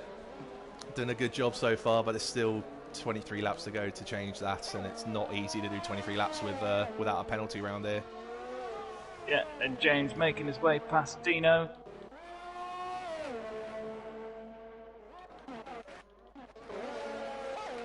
Yeah, as you say, yourself and I on Wednesday didn't do well on the penalty side, and I think that's 2 penalties in 3 laps, I think, for James there. He's starting to rack them up, and I think he's pushing hard. He's now got on his 5th penalty, so he is going to be demoted a place to old dads, even though he might be close enough to take the position. By the end of what's happened there, I think James has let his teammate through to lap him, but he's also lost the position in the process.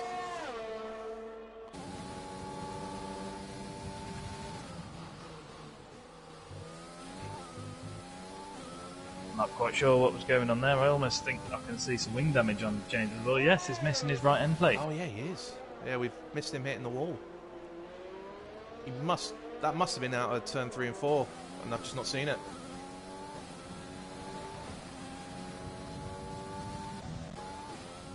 I was too busy looking and waffling on about the penalties. James will be demoted a place. Maxi will be demoted 2 places, but is looking to take a place on track from Prev now.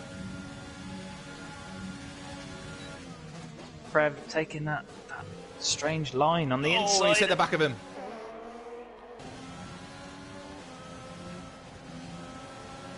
He's not looking to overtake into turn 1 there. I think he's letting him keep the position after a little contact there. No, he didn't lose any wing in that. Quite fortunate. I'm pretty certain I lost. And another penalty. No, that's not what he wants.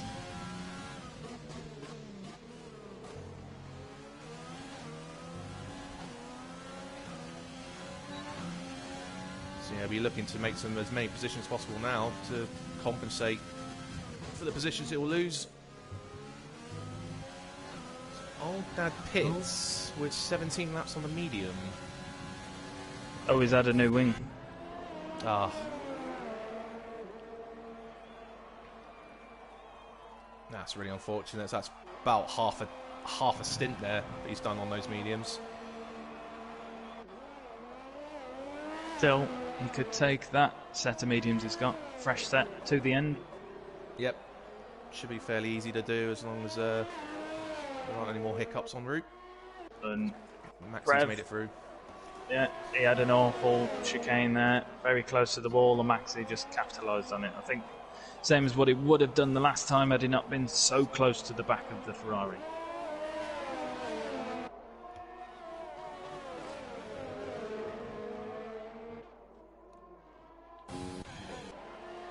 "20 laps left here.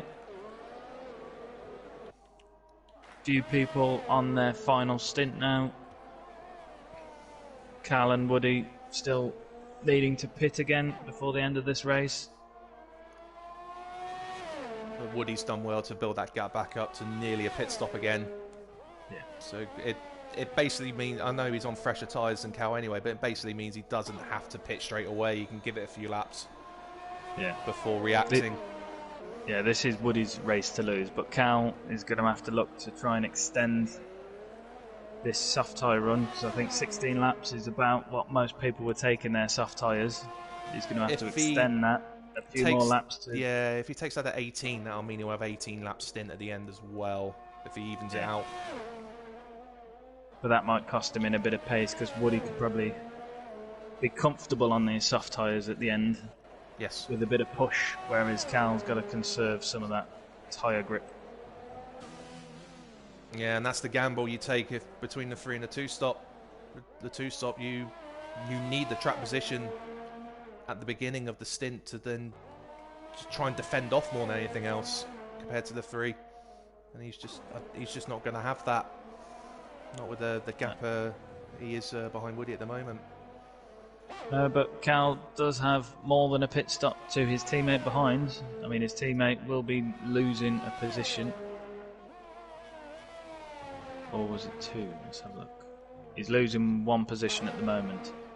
Yeah, he got those 2 penalties very quick succession not too long ago.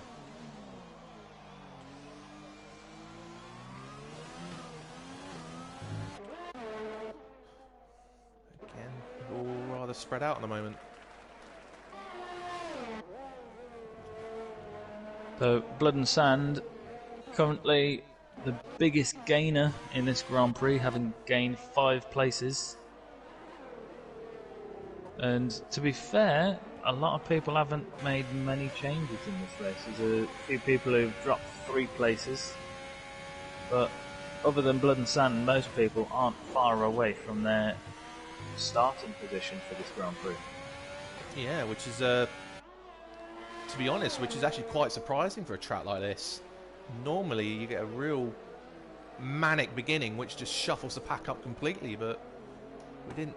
They were all very relatively sensible in the opening stages, and it's just set a consistent element throughout the rest of the race so far. Yeah, it was a good first couple laps, to be fair. Like you say, nice and clean from what we could see from our spectators' view, at least anyway.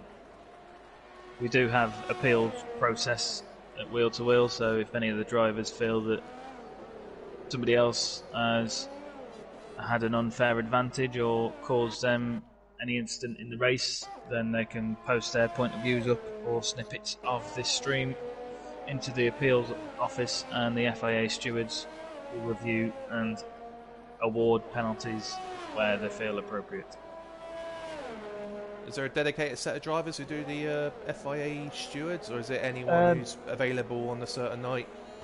Anybody who's willing to turn up, to be fair. You know, we don't stick to a set amount of people, but it's typically the same people who turn up.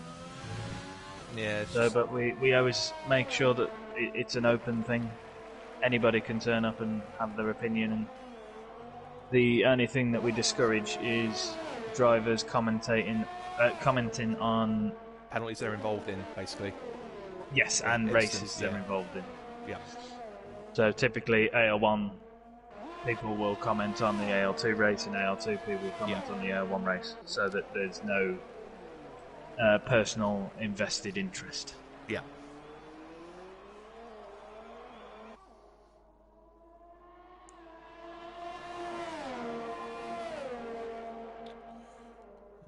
Where are we at then? So Old Dad's is closing on the back of Blood and Sands. Gap's just over a second at the moment. Oh, Stino gets another penalty. Old Dad's on a 21 lap younger tyres than Blood and Sands in front of him at the moment. Yeah. Looking to Blood and Sand will probably be looking to pit soon. Probably timing it quite well for finishing off this Grand Prix with a soft set of tyres. Yeah, I think he's managed his strategy very well. He's got the positions gained, the 5 positions gained so far, and he's played his strategy well so that he doesn't end up having to do too long on one stint to compensate for the next. Yeah. He's looking like he's going to lose position. Old Dad's here though. As he comes in. Yeah. On cue. 16 laps. If he's got softs available, which they should have, that should be a soft stint to the end. Looks like it is. Yeah, and I think he's probably only going to lose one position here. I reckon he might get the jump on Maxi on the pit lane exit. Oh, that'll be tight.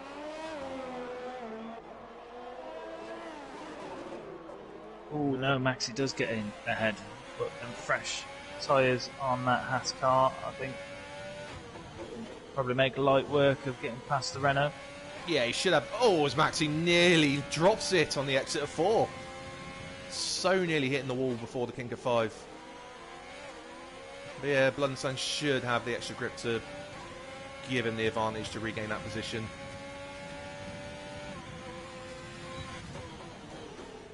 And then it's just a case of chasing down Sega to Cos and reclaiming that 6th place. Yeah, looking at the cars in front, I would probably expect Sega to pit, unless he takes those mediums 35 or so laps. But other than that, the drivers in front of him look like they should be going to the end. So he's got to earn these positions.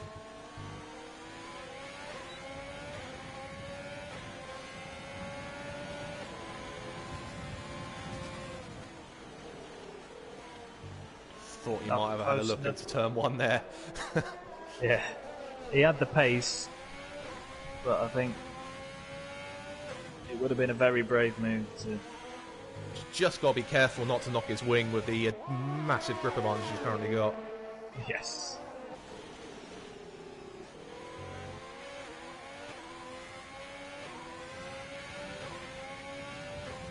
Al, 22 laps on them softs now, so...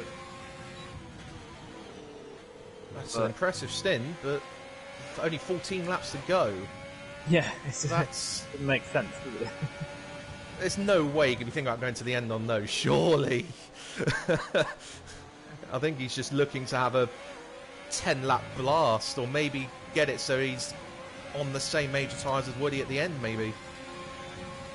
Yeah, Blood and Sand making light work of passing Maxi there.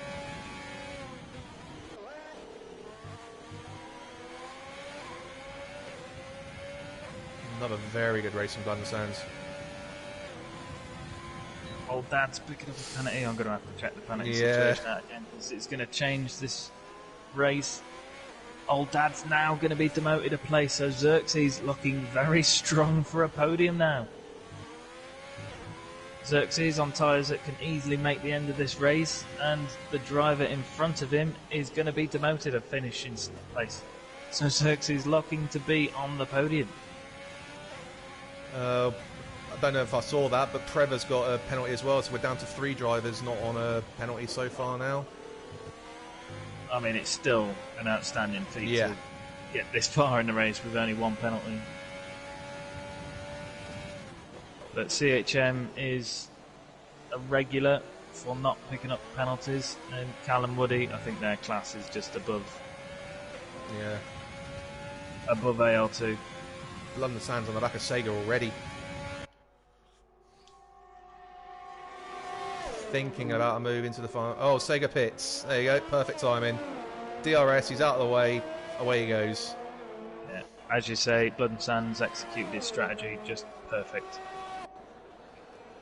Back up to 6th place, I think to catch Old Dad's might be a tall order, but in fact, Old Dad's has got too many penalties, so he is going to inherit 5th. And Cal finally pits. Another set of softs as expected, but only a 12-lap stint. 13-lap stint. Keep forgetting to add the 1 at the end of the race. I think you were very often doing that in our league races when you commentated on us.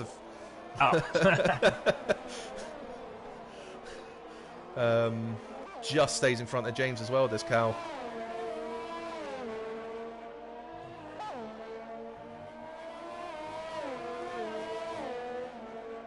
And I would expect Woody just to react and pit now. Just cover it off, keep the gap as big as possible. Yeah. Yeah, there we go. That's amazing because Cal ain't long come out the pits and now Woody's in. Yeah. Just how short this track is crazy. Yeah, I mean, you could think he's only just over half a minute behind at the moment, but that's half a lap. Yeah. So yeah, if there is a league race with a full grid, the traffic situation is normally, well, a pain in the backside. Yes. There's never normally a lap where you're not with another driver. But also, nearly 60 laps into this race, and we still have every car. Yes. Every car. We haven't had VSC or anything. A few little incidents, but nothing too major to an extent. I'm touching wood. Yeah, yeah, I might do the same actually. Don't want to jinx it. Into the final lap step. I think we'll see. I think what we might be looking at here is Woody and Cal maybe trading the fastest laps. As he, that's his penalty. Oh no! I mean, it probably ain't going to affect the finish. It's not likely to, but ooh, what's going on there? There's a letdown estate. I think he's lapping Dino.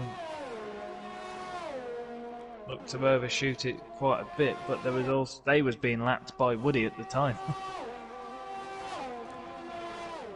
yeah, this is a situation we were finding ourselves in our race on Wednesday. Just cars lapping cars, but those cars lapping were also being lapped.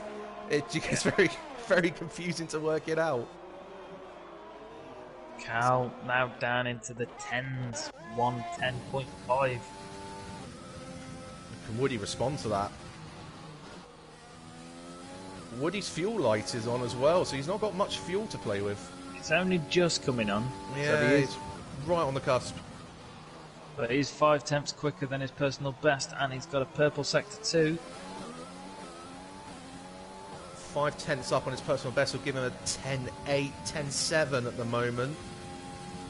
But did Cal have DRS down the back straight off the back marker?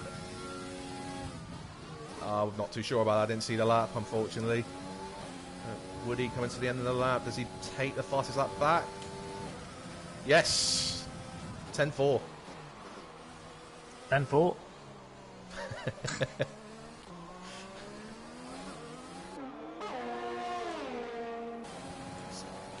And we've got...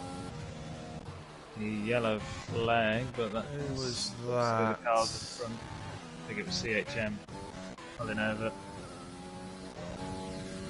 I think we also had James pulling over down the back straight as well. James Laws, that is. Yeah, as you say, 13 cars on track. Traffic does become a bit of an issue.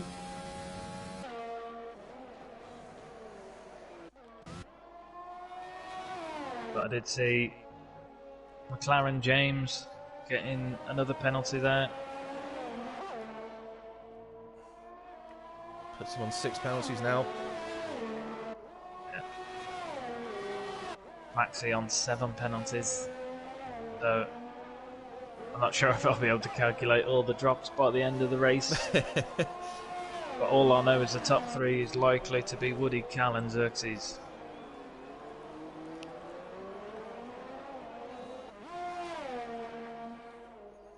Yes, and unfortunately for Maxi, apart from Dino, everyone below him haven't got more than 4 penalties yet.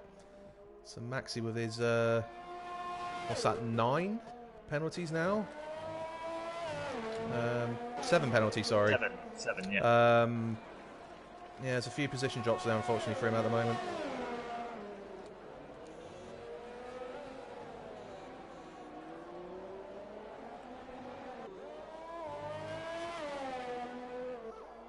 Yeah, showing how my maths isn't up to scratch. Well, he's looking to drop to 10th at the minute. Blood and Sand and Old Dads are both dropping 1 position. And James is dropping 2. So, in fact, that might put... the way the maths works out, that might put Sega up. That will put Sega up into 4th. I do remember seeing a comment on Wednesday saying that you're trying to work out all the penalties. I wouldn't want to work that out. It's straightforward when you look at it. To be fair, just takes a bit of brain chewing.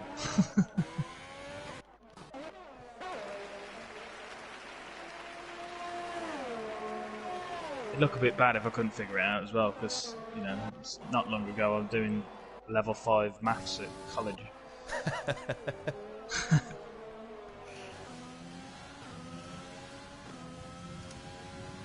Prevs gets his 2nd penalty, I believe that is. So Yes. having gone 40 odd laps with no penalties, but he's got 2 in the last 20, I'm afraid. Yeah, only Woody and CHM yet to get a penalty. Has Woody even got any warnings yet? It's the last time I checked he hadn't. That'd be impressive if he hasn't. Still. Oh, he's got 1. He's got 1 warning from lap 47. Which is massively impressive for a round here. Xerxes, he's already net 3rd, but it looks like he might even take the place on track soon. As James Laws overtakes Dino down the back straight.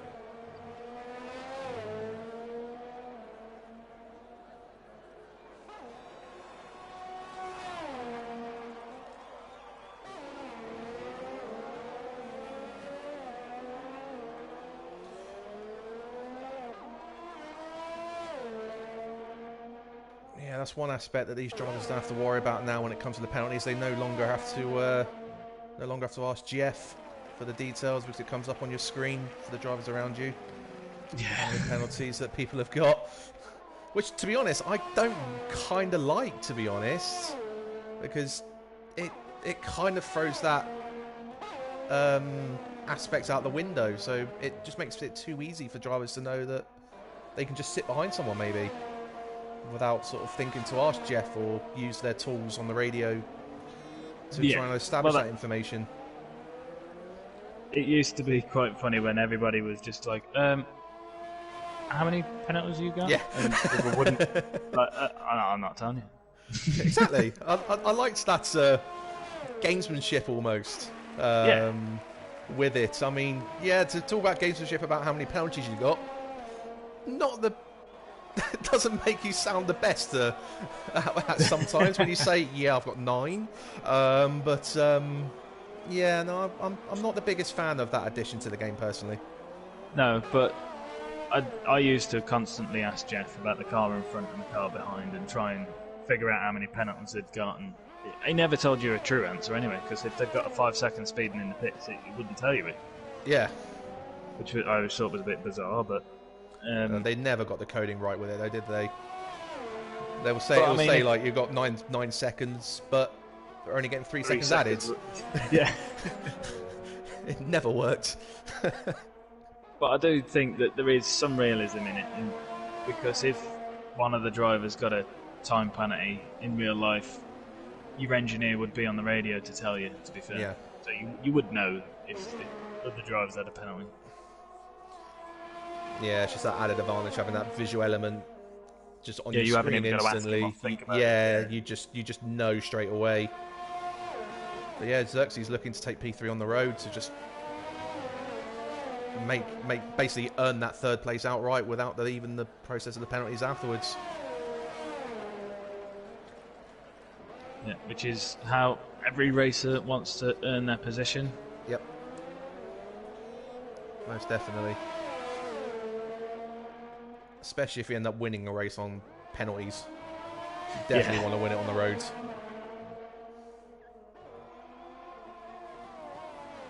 Yeah, certainly not when it's like wheel-to-wheel penalty-wise as well. When they are actually 3rd, but they've got that many penalties, they're demoted. Yeah. It's like, yeah, see me on the podium. Yeah, I shouldn't actually be there.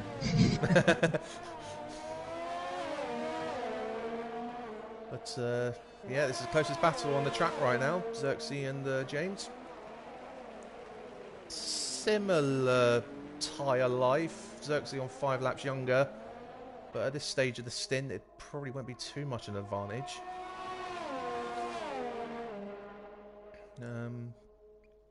But as we know, he doesn't really need to worry about making the overtake to earn P3. But would he go for it anyway? He did qualify 3rd, so he will be happy finishing 3rd, I do believe. Certainly in a league against Cal and Woody, because they are the forces to be reckoned with. Cal currently leading the Drivers' Champion, and Woody putting in the show that he has done here today.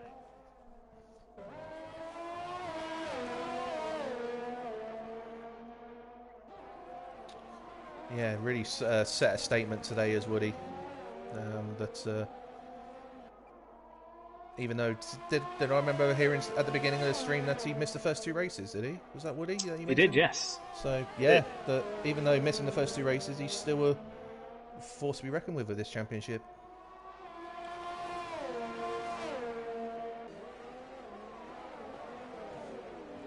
Well, these two are battling for 3rd. They're coming up to quite a bit of traffic in the next few laps, but might run out of laps. James was weaving there.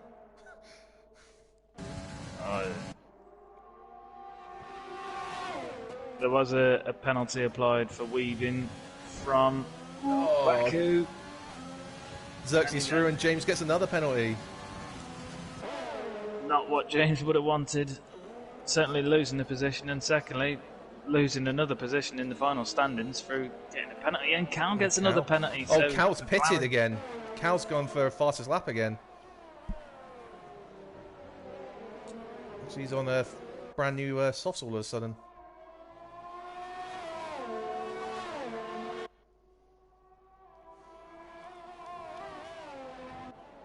The fastest lap currently with Woody. I think Woody now doesn't have enough laps. If he pitted it, he'd only have an out lap. Yeah, he's just there to get to the end now, and just hoping Cal doesn't take the fastest lap from him. But only the 4 cars First 4 cars are on the lead lap. From 5th downwards has been lapped, which just shows the pace of these drivers. Oh, Maxi, another penalty. That is 8 now.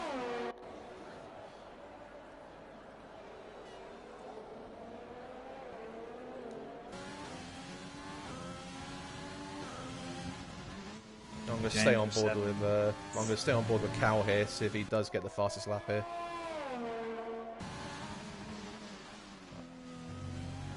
It's 3/10 quicker through sector 1.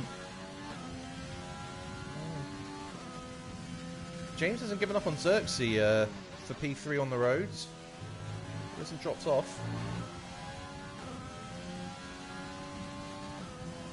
Maybe he hasn't got a lot to lose now. Yeah. Well, half a second up is a Cal on his PB, so this should take the fastest lap back here. Yeah, which I believe will be his 4th fastest lap this season in 8 races.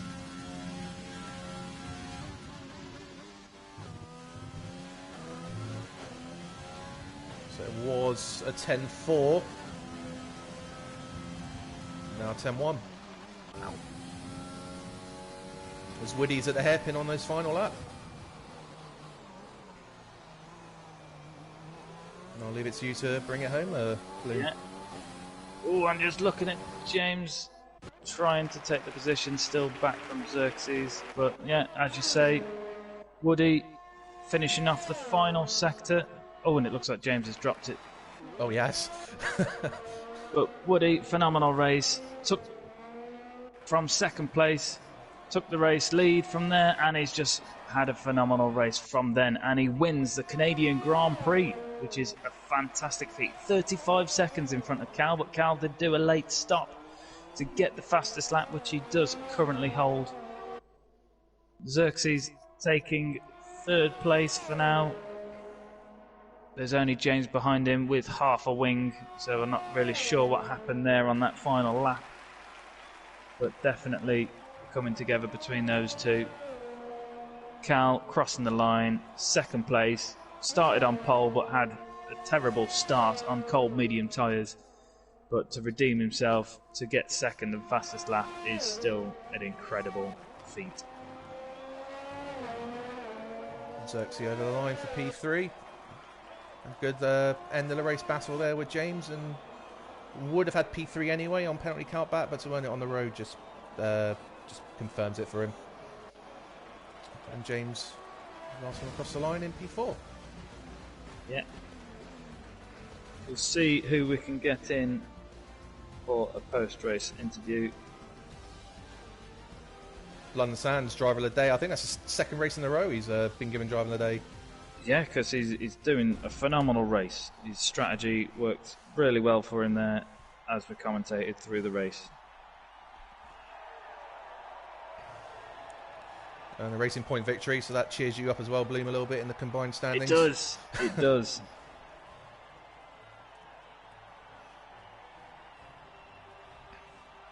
But McLaren there, P2 as well.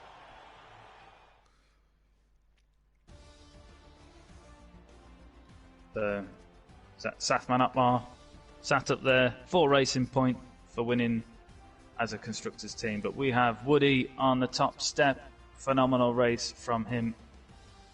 Cal taking 2nd, Xerxes in 3rd, James crossing the line 4th, but he will be demoted a few places. But I do think that will put Sega to Cos in 4th, and as after that, I think it'd be difficult to tell you. So as they cross the line, James crossed the line 4th, Old Dad's 5th, Blood and Sand 6th, Sega to Cars 7th, but he will be promoted. Maxi in 8th, Pred in 9th, Old Dad's Letdown Estate in 10th, CHM in 11th, James Laws in 12th, and Dino in 13th. And congratulations to everybody for finishing that race. Didn't have too many incidents there. Didn't have too many pits for wings either, to be fair. So phenomenal race. But we have now very got enjoyable to watch. Our top 3 drivers in now for a post-race interview. So why don't we first of all go to Xerxes. How was that race for you Was you expecting to be stood on the podium come the end? I just want to test if I'm being shared. 2 seconds. Cool. That is a good shout. I think I've got a few comments on the stream which I haven't been able to see either. You can't hear me. Hold on.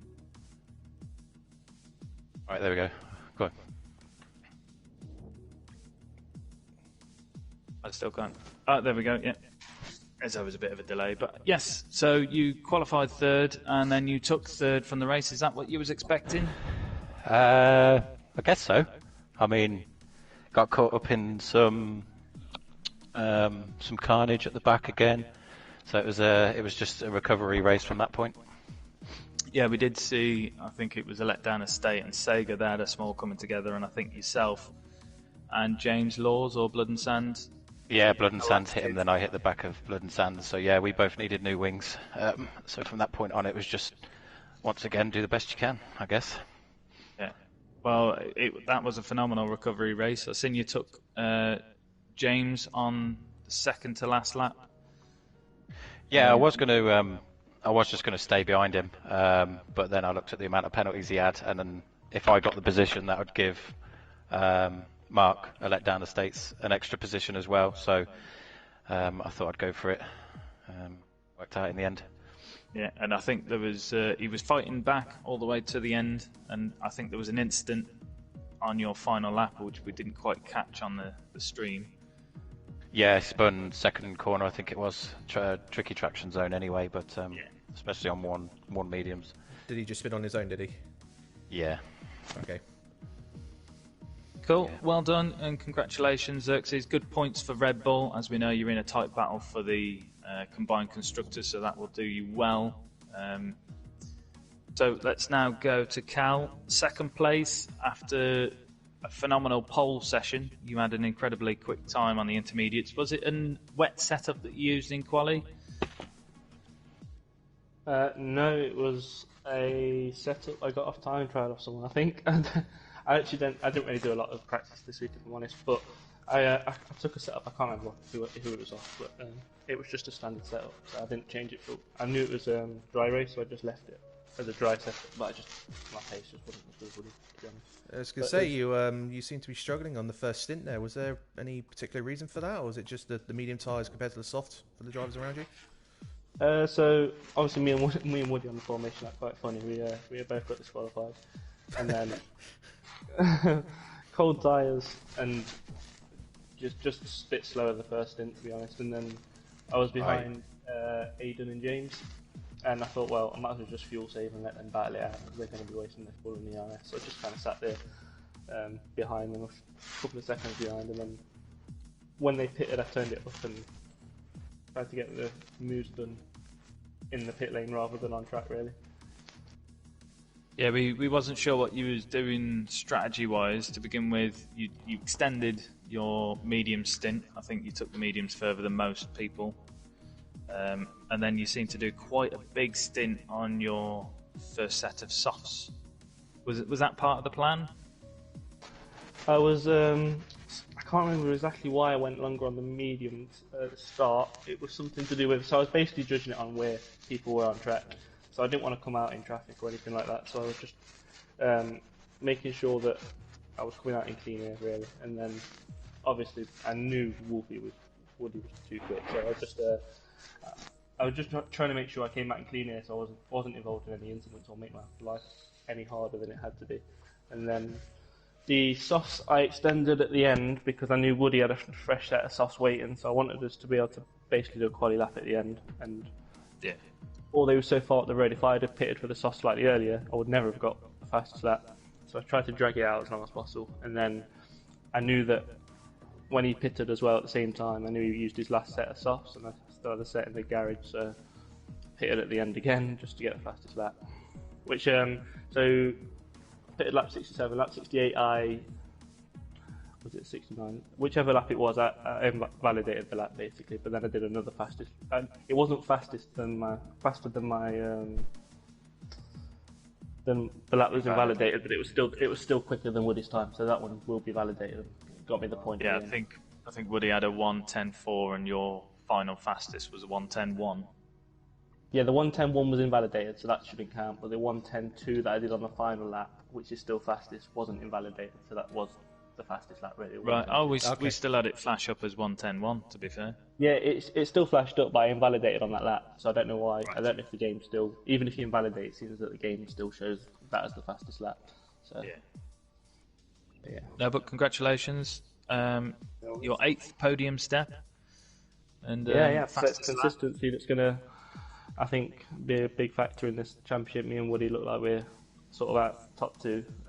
I know Xerxes has pace, but it's just not quite there in the race. So yeah, I think as long as I keep picking up podiums, then it'll keep it close between me and Woody. Yeah, congratulations on 2nd place. And as you mentioned, Woody, our race winner. How did you find that race? I felt fine. I felt I controlled most of the race. I was just keeping an eye on the gaps most of the time, paying attention to other people's strategies. But pretty comfortable. I knew I was going to do the free stop anyway, so I just sort of went hard, didn't manage my tyres at any point, just kept going. Yeah, you seem to have control of the race for most of it. The only times Cal was in front it looked like to be a strategy difference. But did you have cold tyres on the race start? I don't think I did. When we touched at the end, it was just before the final chicane. So I felt off the line with me being on the softs and Cal being on the mediums. I had that extra grip off the start. Yeah. It's certainly seen evident because you just disappeared up the road in that first stint. I think you're pretty much a second a lap quicker at a point. So yeah, you really had a very good first stint there. All in all, it was a nice race. It was pretty dull at times, just trying to maintain the pace at all times. And trying not to get any penalties as well, because I knew that they might come into a factor as well. Yeah, I think the only times I saw cars was Aidan and James back then in front of me for the first part of the race. You overtaking me, and aside from that, I don't think I ever saw anyone on track, other than obviously lapping cars. So we were just sort of driving around, I think, me and Woody, for most of the race, weren't we? No, you two definitely forced to be reckoned with in AL2. Your consistency, the fact that the pair of you made 60-odd laps without picking up a penalty, and Woody finishing the race with no penalties. Did you even have a warning, Woody? I had one warning. Yeah, one warning. I think he got it on like lap 47 or something like that, so very impressive to only get one warning. Was correct. I was laughing with mine because I was laughing with mine a bit because I got my first penalty when I ghosted through a letdown. I couldn't really see the apex. Got my first penalty. I came in to get the tyres for the fastest lap again, and then I went through him again and got another one. Exact same thing. So both my penalties was whilst I was in the letdowns car. So he really should have had the penalty. But incredible racing from you both. Looking forward to seeing what can be done in France. Is France a good track for any of you? Not done it really. I'm taking it race by race. So I ain't going to be on my way on holiday. Woody, is it? I don't like the track anyway. Is Woody? I think it will be. I think it will be okay. Yeah, not my strongest track, but it'll be alright. Cool.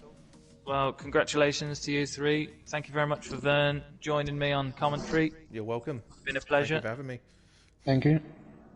And stay safe, everyone, and we'll see you next week for AL2 going round France. Thank you all.